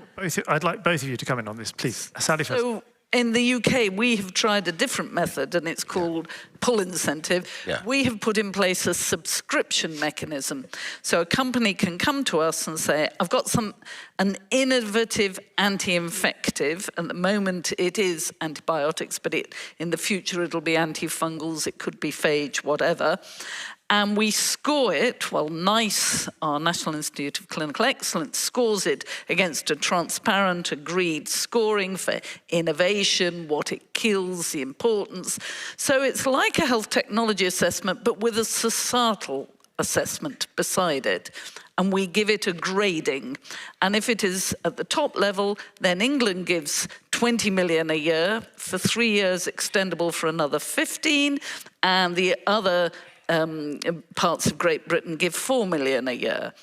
The great thing being that they have guaranteed income, and we will steward and try not to use much of it, but they'll give us as much as we want. We have conditions on this too. One, that they must steward that drug everywhere else they sell it, so they must look after it, as Alison was talking about, everywhere else they sell it. And the second is that in manufacturing, they must have a BFSI standard for manufacturing effluent, so they're not poisoning the environments where they are. Now, our payments relate to our fair share, back of the envelope, of G7 GDP. So if all of G7 joined in, then pharma tell us that would be a big enough incentive to be back in the business. Okay, so there's promise there. Yes, and Sweden's doing a very similar program, except ours is pulling innovation, yes, and theirs is getting access, making sure that that new drugs will go through the regulatory process and be available to Swedish citizens. Thank you. Alison. I would like to talk about some other drugs that are linked to this argument, linked to this dialogue, which is our phenomenal advances in immunotherapy, immunosuppression, advances in oncology, transplantation, the management of autoimmune diseases, etc., which, are really challenged. Immunosuppression is really challenged by antibiotic resistance, and transplant programs have had to close down in certain parts of Europe because it's just too high risk. So I think we also need to think about another part of the drug production industry in terms of immunosuppression and oncology, because it will become increasingly worrying in terms of using these agents and, as I said, the incredible advances being made in that aspect of medicine, when actually it's too high risk because the healthcare that you're going to receive your immunosuppression will not be able to give you therapy that will be able to treat the infection that you could very, very likely get. So the kind of tipping points need to be considered here, and also to engage these other therapies that depend on us being able to get on top of infections, either prophylactically or therapeutically. So 1 in 5 cancer patients gets a really serious infection. Latest data out of the States, the infrastructure for cancer care, inpatient wards, outpatients have a much higher level of AMR than the rest of the hospital system. If you get cancer, you should be worried. In America, the global rich north, if you get cancer in India or China and some of these other places, your gut will have masses of AMR in it, pretty certain. Bad news. Sorry, No, I think the new antibiotics will be a very good deal in a sense, given how costly it is, in terms of lives, but also in terms of money, to have the next pandemics. And then all those surgical operations and things like that we cannot do because of that, or cancer treatments. So the willingness to pay, I mean, that's an economist's word, but the willingness to pay for new antibiotics, as long as we do things right. So we economize them. A good antibiotic is not meant to be used, right? It's unlike many other goods. You need stewardship. But at the same time, it's clear that the money should be there. And the only difficulty at this stage is really the free riding issue I was mentioning. I mean, with all due respect, even the UK is not big enough. I mean, of course it isn't. Yeah. But what I find amazing is I've talked to a major pharma company who's free riding, and I said, but don't your board want you to protect your other product lines? And they say, no, we don't need to. So I've started working with investors to start to raise these questions, and the questions in the food chain through fast food chains and supermarkets and intensive farming. But it also, sorry. Return on investment is for every euro spent, you get 28 back. So it's a no-brainer. No, I just wanted to mention about investing in prevention. So, of course, we need to invest in drug discovery, but the bang for buck in terms of investing in prevention is vaccines. Yeah, and vaccine, basic infection prevention, just all of that stuff which we have at our disposal, invest in it, it will pay dividends.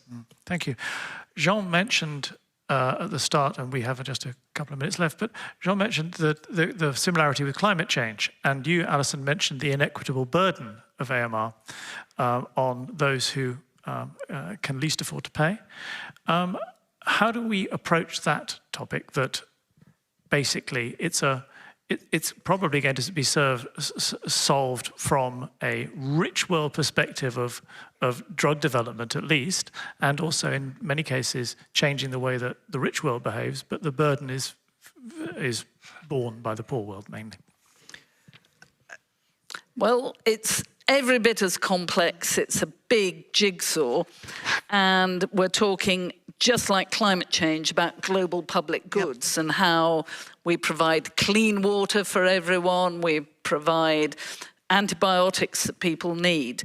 And we know that progress on climate change is made by bottom-up engagement, education, and by politicians playing a lead, often because they've had a family member affected, or because actually the media have played a role.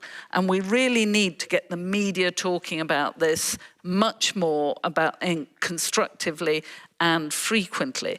But the high-level meeting raised awareness, but it seems to have dissipated in a way it shouldn't have done. I'm very disappointed. So I hope that the EU will sort the TEF, the voucher, and that is raising it up in the EU. Thank you. And last comments from Jean and Alison? I have to put faith in the future and the intelligence of our young. And a topic we have already mentioned several times today, investments. I mean, we kind of live in the short run all the time, you know, with climate change, with pandemics and many other things at the same time. And at some point we have to invest in the future. And that's, you know, health is a really good, health and climate change are a very good field in which you want to invest, right? Can I just say one thing about investing in the future? I don't want anybody to leave thinking it's a problem for the future. We're living it now. It is a major challenge right now. Investment now. So all of you, the audience, should rise up and say, why, elders, have you not sorted this? And go for it and sort it. Okay. On that note, thank you all very much indeed. Sally, you can... Thank you. No, thank you.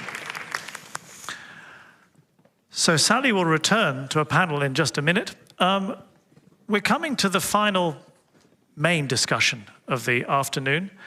Having talked a lot about the promise of treatments, we thought we should devote time to thinking about how hard it is sometimes to take the promise of a treatment to the actuality of making a difference to people around the world. And so this section, which is broadly called From Bench to Bedside, focuses on that. It'll start with an interview between Owen Gaffney, who you've just met from Nobel Prize Outreach, and Javid Abdulmonaim, who is the new president of Médecins Sans Frontières. He has most recently been heading Médecins Sans Frontières' efforts in Gaza, in Palestine, and also in Omdurman in Sudan. After that short interview, they will then be joined on stage by Sally Davis, Jan Nielsen, who you've met before from Lund University, and also Maya Fiested. Please welcome Owen and Javid to start the conversation.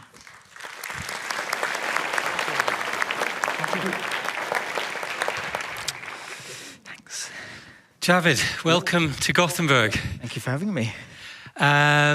So first, a little bit about Médecins Sans Frontières. So just for the audience, a little bit in numbers. So you employ 67,000 people worldwide, and most of those people are local people employed for Médecins Sans Frontières.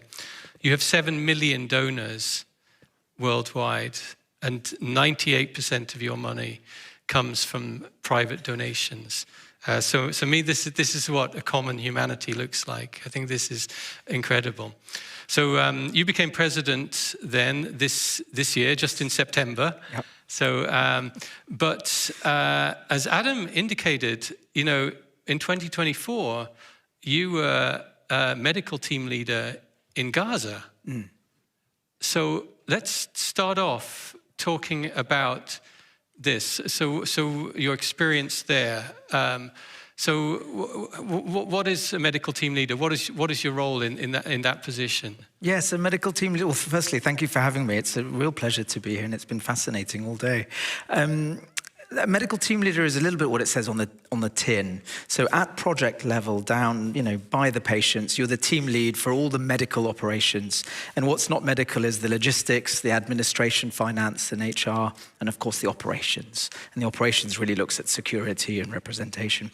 So you're the team leader, and depending on what the project is, you'll have the medical managers and be bringing them together to deliver the objectives of the project. So, for example, in Gaza, I was over 3 projects. One was a trauma, so orthopedic trauma and burns unit inside the Ministry of Health hospital called Nasser in Khan Yunis. But also we had 2 primary healthcare centers and also water distribution. So in that sense, I had a water manager, surgeons, medics, nurses, physiotherapists, occupational therapists, mental health, activity managers, and I would be their team lead just to make sure that we can do what we need to do. And but in this doing what you need to do in such an extreme environment, I mean, particularly the medical community were under attack. How did you manage to work? How did you cope in this? Yes, I mean, you know, Gaza, we characterize Gaza as a genocide, right? And it's contextualized within the wider occupation of Palestine. One feature of that genocide for us is the systematic dismantling of the healthcare system there. And that was characterized in several different ways. And what we saw were not only the direct attacks on hospitals and even medical convoys, but also closures of hospitals. So when there is a displacement order, an order to leave an area, the hospital has to close, the whole population goes. So just in the 2 years that we've been there have been 24 medical facilities that we've had to leave. So that's sort of the infrastructure closure. But then what's a feature that I hadn't seen previously quite so much is this sort of very intentional attack on healthcare workers. So there have been over 1,700 healthcare workers killed in Gaza since the beginning, since October 7th. And we've had 15 colleagues, MSF colleagues, some killed at work and others killed just because of the sheer level of violence. But the feature here that's quite so worrying is the very deliberate targeting, detention, and even torturing of healthcare workers simply for doing what they do. So my colleagues said at checkpoints, whenever they were moved from the north to the south, if there was any sign that you were a medic, they'd been pulled out and then detained, questioned, some for many months. Many were beaten. The orthopedic surgeon that I was working with still had a limp from his detention when he had been detained at Shifa Hospital.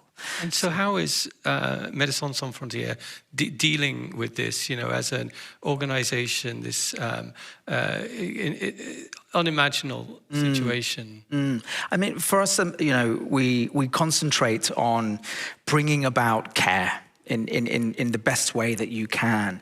Right now, coming into winter with the ceasefire that's very fragile with ongoing violence, our main concern is that we haven't seen the huge amount of increase in aid that we were expecting. So food, water, shelter is still a big need. And you know, my colleagues are living through this. I have the enormous privilege of going in for 2 months and knowing that I would leave, but my colleagues are still there. They're living through this, and of course the threat of violence and disease is all round. So in that sense, I think what I always do and with my teams is just really focus. You know, what can we do more? What can we do better? Think about those little moments of care that you bring and healing to each patient and try and facilitate it for them. But that can be hard in a situation of a supply blockade where you're reaching for your second or third line drug, or you didn't have crutches or wheelchairs and you've got so many amputees. Or it's impossible.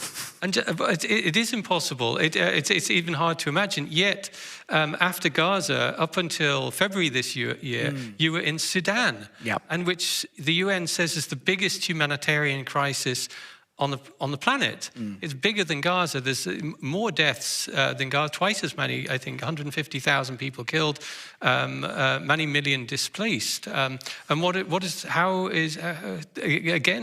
this experience like, and how is Médecins Sans Frontières coping with dealing with this? Sudan presents really profound difficulties, not only in the sheer scale. So it is the biggest humanitarian disaster in terms of numbers of displaced, numbers of killed, numbers at risk of people. You're in the tens of millions here. What happened in Sudan, and I'm half Sudanese, was a total implosion of the state overnight and general warfare. One characteristic of this war is attacks on civilians, attacks on civilian infrastructure, attacks on healthcare, and it's very difficult to work on both sides of the lines. You've got two warring parties controlling their own territories, and they see. And they create blockades and make it very hard for us to move supplies, to move staff. You need a permit for everything. And in that way, it creates a control that shouldn't be there. Humanitarian aid, whether it's Gaza or Sudan, shouldn't be conditioned on anything. It's something that needs to get to the population. It's independent, it's neutral.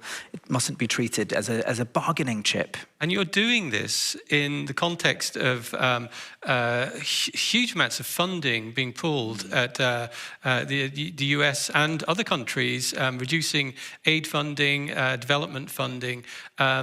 There was a Lancet report a few months ago now, estimating about 14 million people by 2030 could die because of this pullback from funding. Many uncertainties in those numbers. But you know, how is Médecins Sans Frontières coping with that? Then are you can't. We can't fill the gaps. We can't fill the gaps. We're not directly impacted by that. So we're independent, as you mentioned earlier, with all our donors in terms of our funding. But when you work in a health ecosystem and the actors around you are falling away, then it has a profound impact. So on one side, it's costing us more to do the same, and on another side, we have to do more. And an example there I can give is while I was in Sudan, the cuts that had been announced meant that, and I was working in Omdurman in Khartoum, and we were doing trauma inside an emergency room, but also pediatrics and cholera and vaccination. But overnight, 3 different organizations came to me saying, can you help? And one of them was an emergency room giving food, an emergency response room, the ERRs of Sudan, was actually giving food in the hospital. They'd lost their funding. Another was a Sudanese network that had funding from a US agency to do community sexual and reproductive health. So a community network of midwives just fell away. And in a context where there is sexual violence as a weapon of war, that's an issue.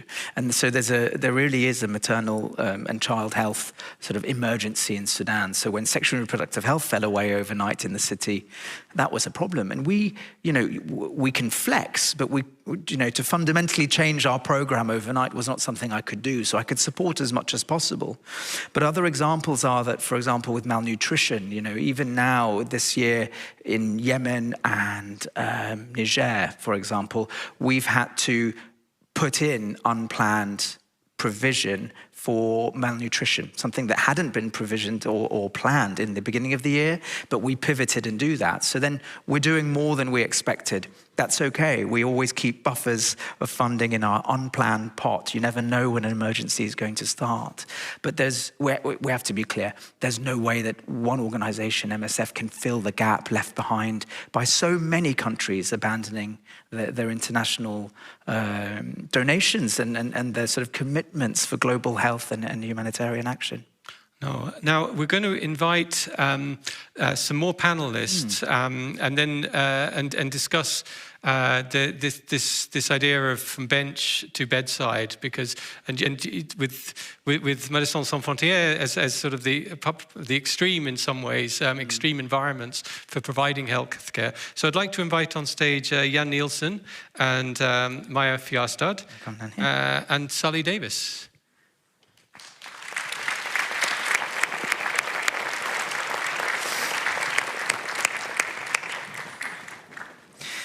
An extra chair? Oh, right, so I should stay on this one then. Oh, there we go. There's an order. Musical chairs. Here we go. Good. To get there in the end. All right, so it's a gender division. So interesting. Well, yes, there is a bit. Oh, well. And colour also, yes. So maybe just to bridge this as well, then this conversation. So on that, the bedside, on treatment, Javid, you do a lot of innovation within Médecins Sans Frontières. You have like mechanisms internally to sort of create new innovations and speed up that process between research and treatment. Absolutely, yes. I mean, we have internally what's called the Access Fund, and that's precisely actually based on some of the things we've been talking about in earlier panels. So looking at drug development, drug pricing, access to medicines was the fuller name, and it's to assure that lower income countries and neglected populations can have access to medicines that the richer nations do. And actually, interestingly, our Peace Prize fund in 1999, I mean, that's the reason MSF is here, we're sort of Nobel laureates in that sense. We committed some of that money to starting an organization called the Drugs for Neglected Diseases Initiative, DNDI, and it does exactly that. It develops in a non-profit model medicines for neglected diseases. And I remember visiting in the DRC in Congo a clinical research trial that was literally a short flight over the jungle, half a day's drive to the town, and then you take a motorcycle at 5 a.m., couple of hours through the jungle again, and then onto a canoe, and that was about 3 hours down to the community. And there you're doing lumbar punctures to check on these people to see if they have sleeping sickness. And if they did, you have to bring them all the way back to the hospital. And that's not for a 3-week inpatient treatment that killed 1 in 5, and it was arsenic-based. So that's not a viable treatment for a disease. And DNDi MSF did this clinical research and have been able to bring forward an oral treatment for sleeping sickness, and it's just revolutionized that. And it's affordable and easy to store, easy to deliver. And so that's an example that it can be done. Mm. Good, and then this is good to bring you in, Jan, because are we doing enough to do that translational work in least developed economies, in least developed countries? I mean, so much of the work is happening in the developed world, and emerging economies could be losing out. Yes, no, we're not doing that at all. It really struck me. Last year we had a Nobel Symposium on cardiovascular disease in South Africa. And we had the leading scientists there, and we were discussing the latest diagnostics and molecular diagnostics and new treatments based on RNA. And then we had one day just focused on cardiovascular disease in Africa. And it was only with African scientists that they said, well, it's all very interesting, but it doesn't really help us anything. We have a public health problem. In Soweto, 50% of the women are obese. They all are developing hypertension, and they're suffering from diabetes and stroke. And if we try to convince them about public health, they don't listen to us. They listen to the village witch doctor. Mm. And our governments are so busy with corruption, war, and so that they're not really paying attention to the public issues. So we would like you and ourselves, they will really say, we have to solve these problems. Mm. It's not something that you would do, but it's something completely different from what we're doing in science in the developed countries. Mm. And Sally, do you have a thought on this as well, on this translational to emerging economies and developing countries? So I think it is very difficult to take high tech and dump it in a low income country. Can they afford it? Can they run it? Do they want it? Was it a priority? I set up in 2020 an NGO called the Trinity Challenge, and we've gone about it by mission-driven. Mm. Here's a problem, bid in if you want the prize for how you would solve it using local tech.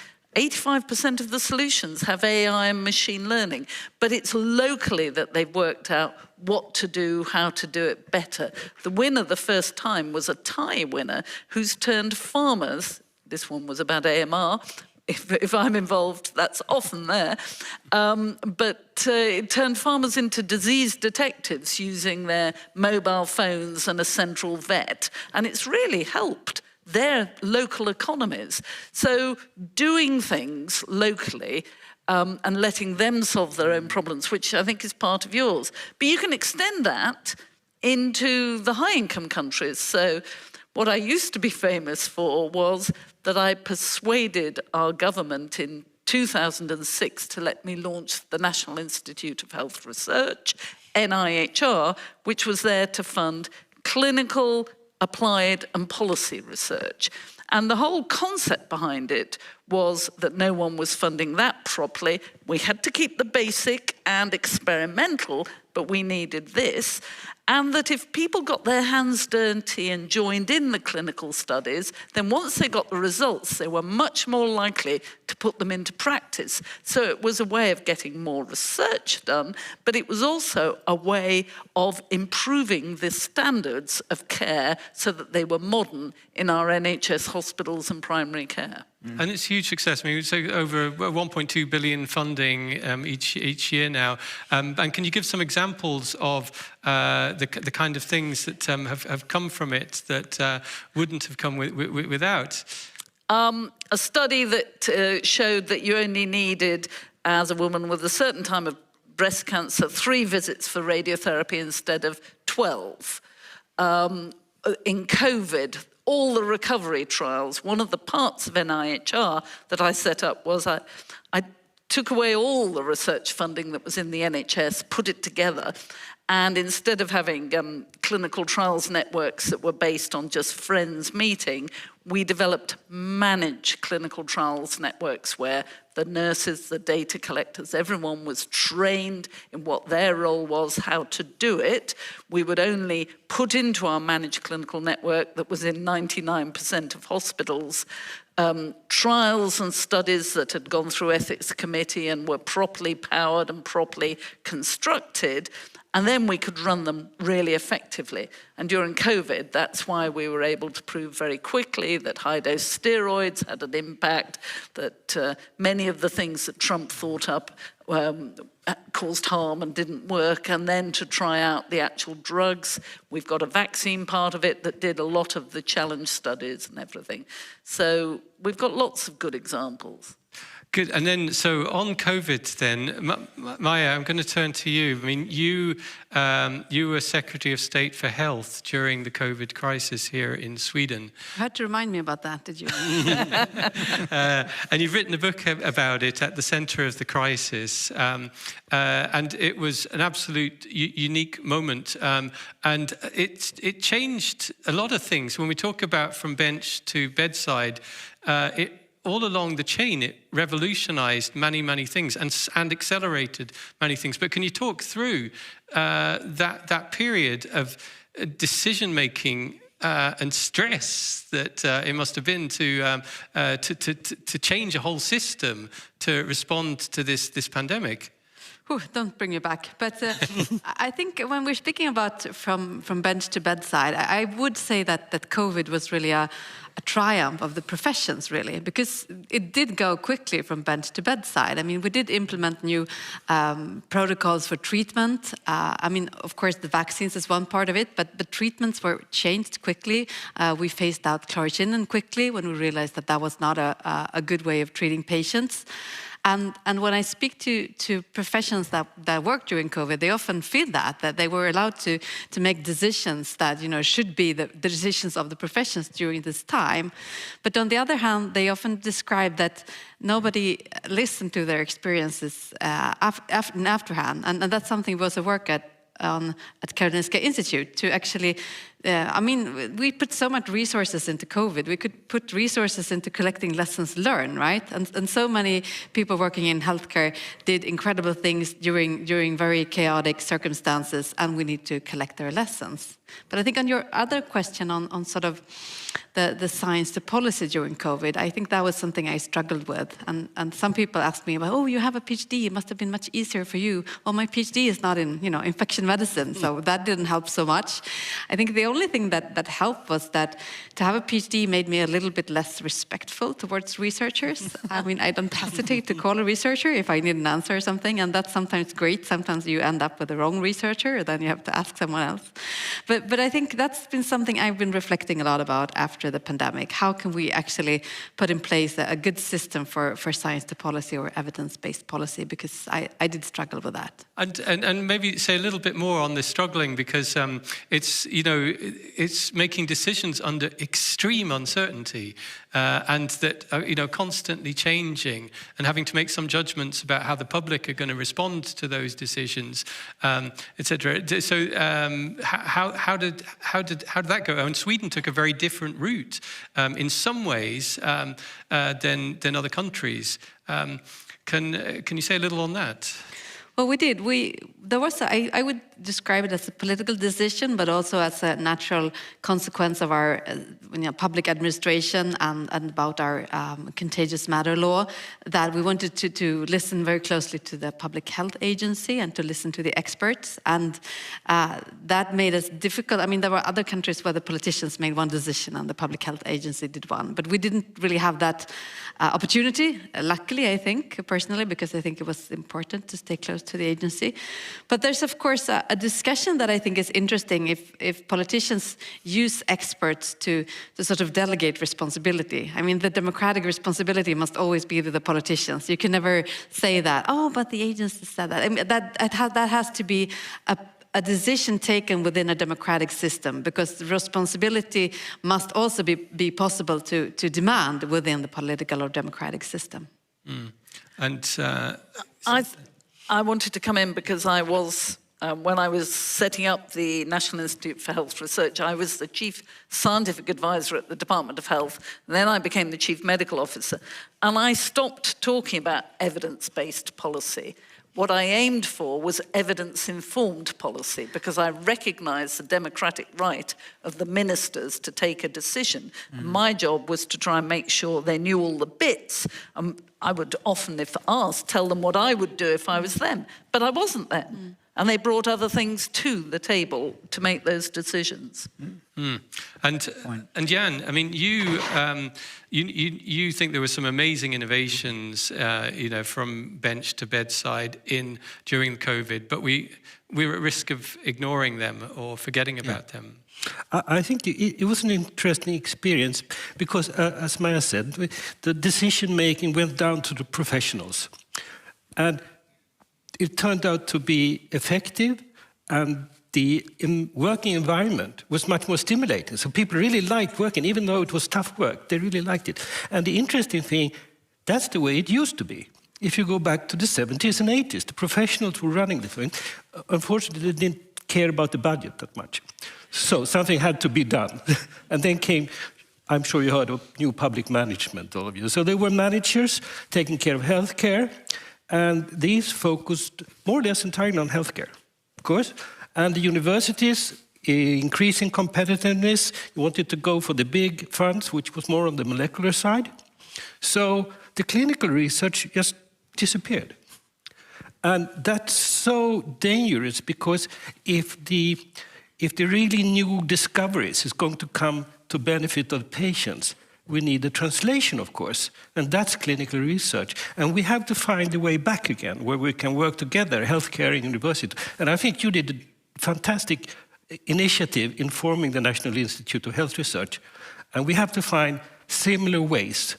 We can't do it the same way, because, no, we have countries taking care of healthcare and government taking care. But I think the way you did it is a great inspirement to others. Thank you. And Javid, with Médecins Sans Frontières, how was COVID dealt with in those sort of humanitarian crises in that sort of area, and sort of retraining, rethinking, and just managing that sort of bedside treatment in that kind of environment? What were the learnings? It was a profound shock, obviously, to everyone. I mean, I was working in the UK health service through COVID because I was stuck. Right? There were no flights out. And we have teams that turn over, we have supply lines that, not quite just in time, but, they are quarterly. And so when you have a 2-year blockage of supply lines, that creates a real problem. And so for us, the issues were really structural in just carrying on. We took the outlook very early that this is bigger than us. We're not going to be able to respond to a pandemic in every region, in every country. So our outlook was preserve the life-saving we're doing already, which is critical in many of the places that we work. And that was very hard. So we had staff who, if they were on 6-month rotations, the international staff that come in and go out, stayed in projects for a very, very long time. Supplies, and of course then there were issues around, then in places where we were expecting a high burden of disease, what operational response can we and should we make? And we did do that. And actually it ended up being in Europe, in sort of vulnerable or marginalized populations. So we ended up doing COVID care for homeless people in the UK, or for the elderly in Belgium in care homes and France. And that was also new for us because we're quite used to the field being over there and it being in Europe. Again, was a little bit sort of, oh, we haven't done this before, these sort of medical operations. So yeah, in many different ways, it provided us with difficulties and challenges that we hadn't met before. Not least that our three main, we do all our logistics in-house. Everything that we move, goods, supplies, is done, we do it by ourselves. But our three main logistics centers were in Europe. And so when Europe was shut down, that created its own issues. So even on that basic level, learning has been to diversify our supply chains and lines, and even look for local procurement in ways that we would not, because of you've mentioned earlier today, Sally, the assurance of drugs. I mean, if you're buying antibiotics locally, you don't know where that's from. We had very strict rules to not do that. But in a situation where we couldn't move supplies out, we had to make trade-offs. Yeah. Okay. So, well, looking forward, Sally, what do you think are the sort of cultural and structural changes needed? You know, learnings from the institute in the UK and beyond to really embed, to sort of accelerate this gap, or this from the research to treatment. Well, I think what doctors, at least in Britain, and I think generally are very bad at, is taking things from outside a supermarket. You do something that way, it works, you scale it. So I think we need to start much younger with our medical staff and our nursing staff and pharmacists, saying, join in research so that you understand it, you get a feel for it, and you want to put it into practice, but then look at what's going on elsewhere and pull it in. You know, be absorptive. We don't all have to do the research. Let's change to a behavior that's absorptive and ever improving and as frugal as possible. And what do you mean by absorptive? Well, it's a business term, isn't it? That you don't just go on doing what you always did. You see that someone else is doing it differently and you evaluate, or think about anyway, is it better? And then you start doing it if you think it is. Right. So Like absorbing from elsewhere their learnings so that you really keep up to date.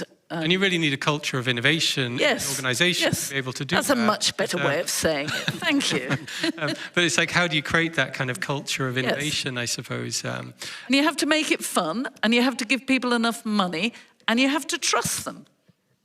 And I think Jan and I probably agree that the present health systems don't really trust the doctors enough.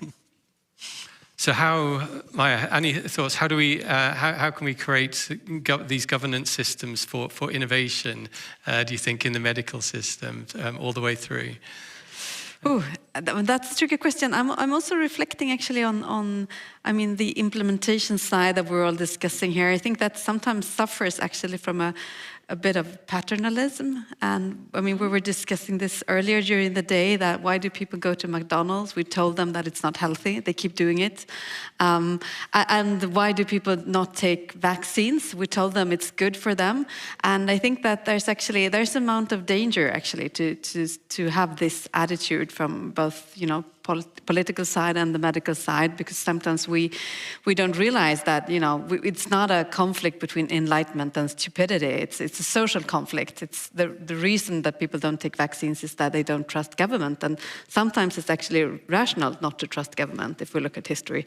So I think that we need a little bit of be a little bit humble also when we approach the implementation of both medical inventions and other inventions. Well, then that is a good moment to end on the humbleness of the research community in this. So I'd just like to thank our panelists so much for joining us today. A big round of applause. Thank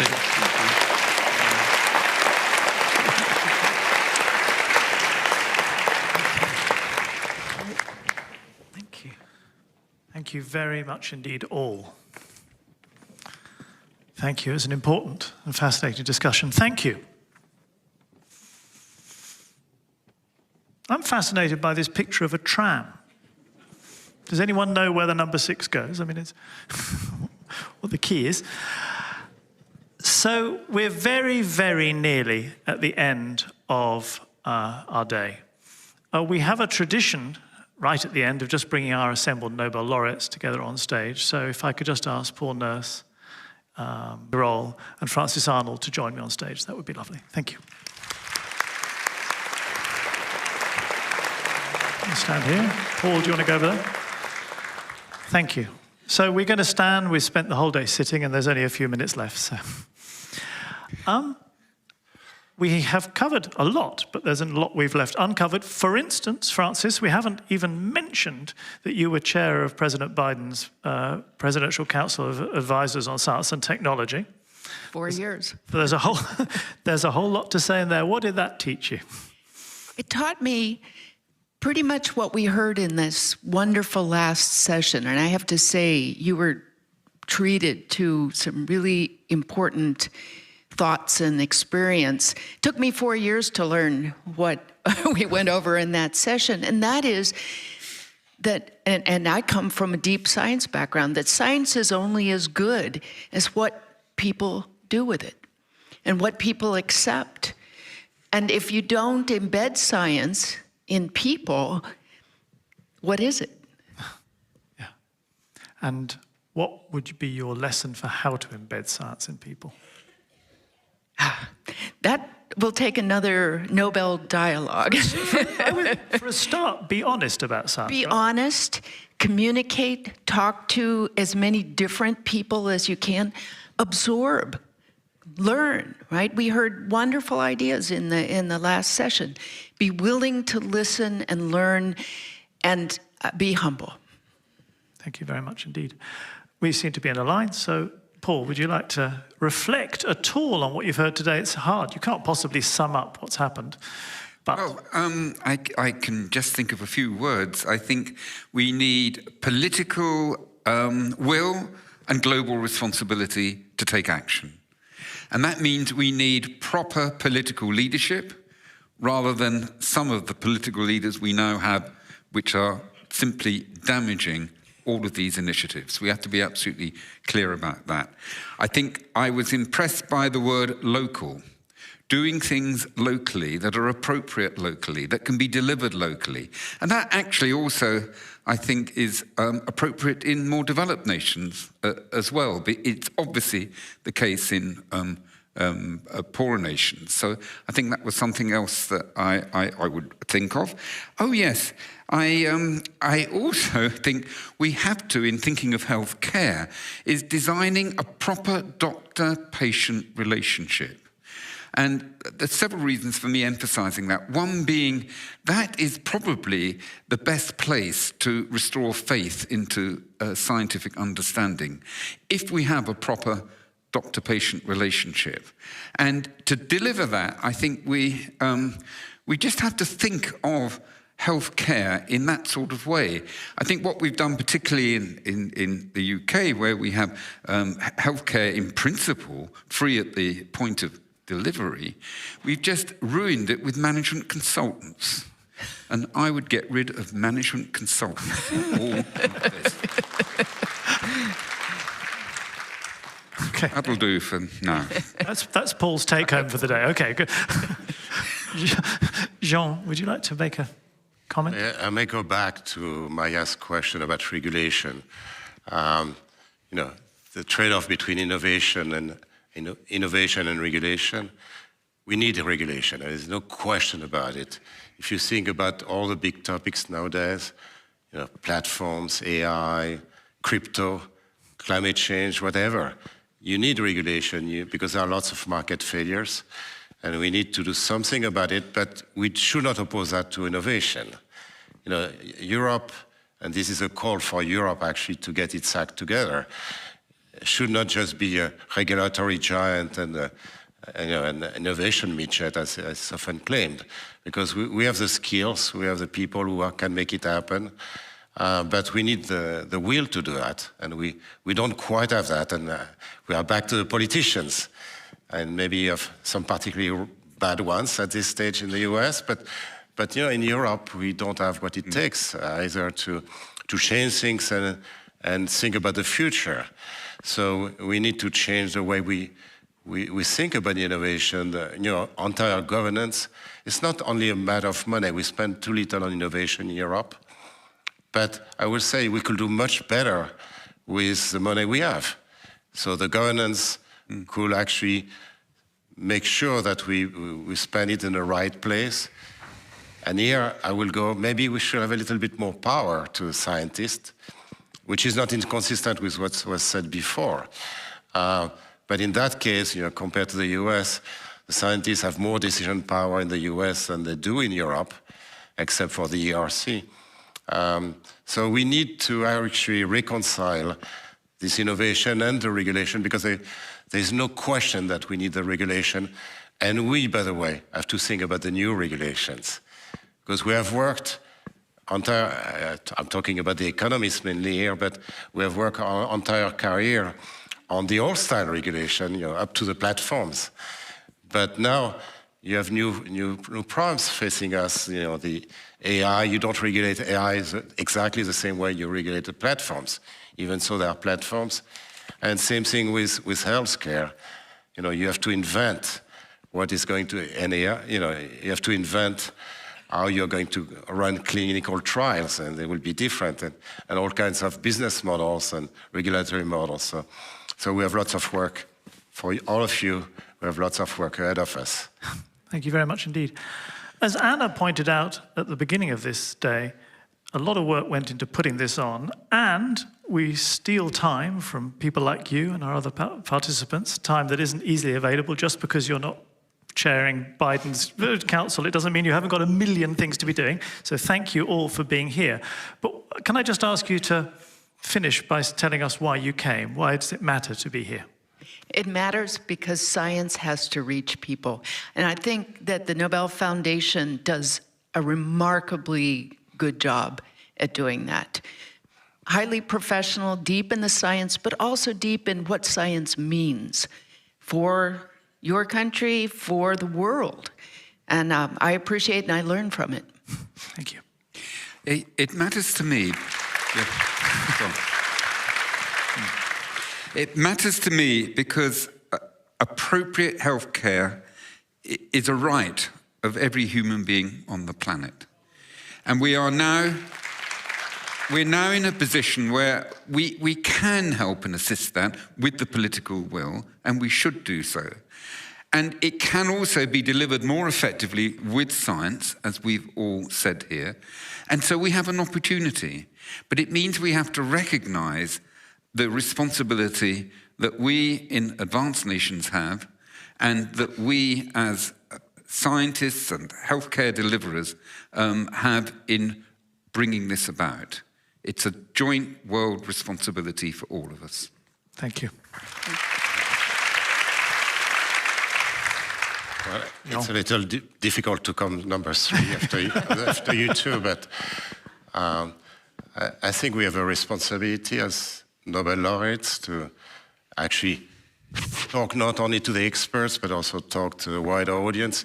Of course, it's still a biased audience because people in this kind of audience is, of course, intellectually curious and educated and things like that. But you know, we need to talk to a broader audience than just experts.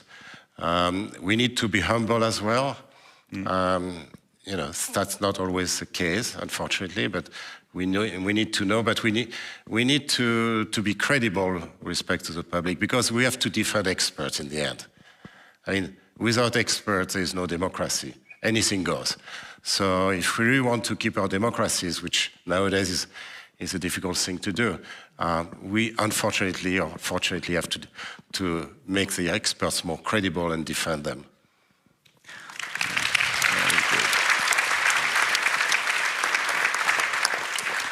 And from a moderator's point of view, what a joy to work with people who deliver so beautifully. Thank you all very much indeed. Thank you. Thank you.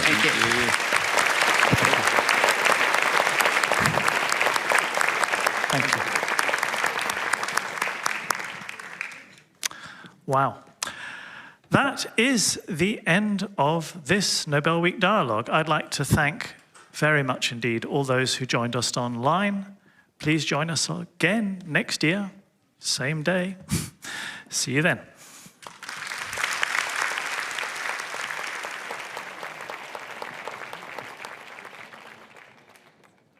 I was going to say.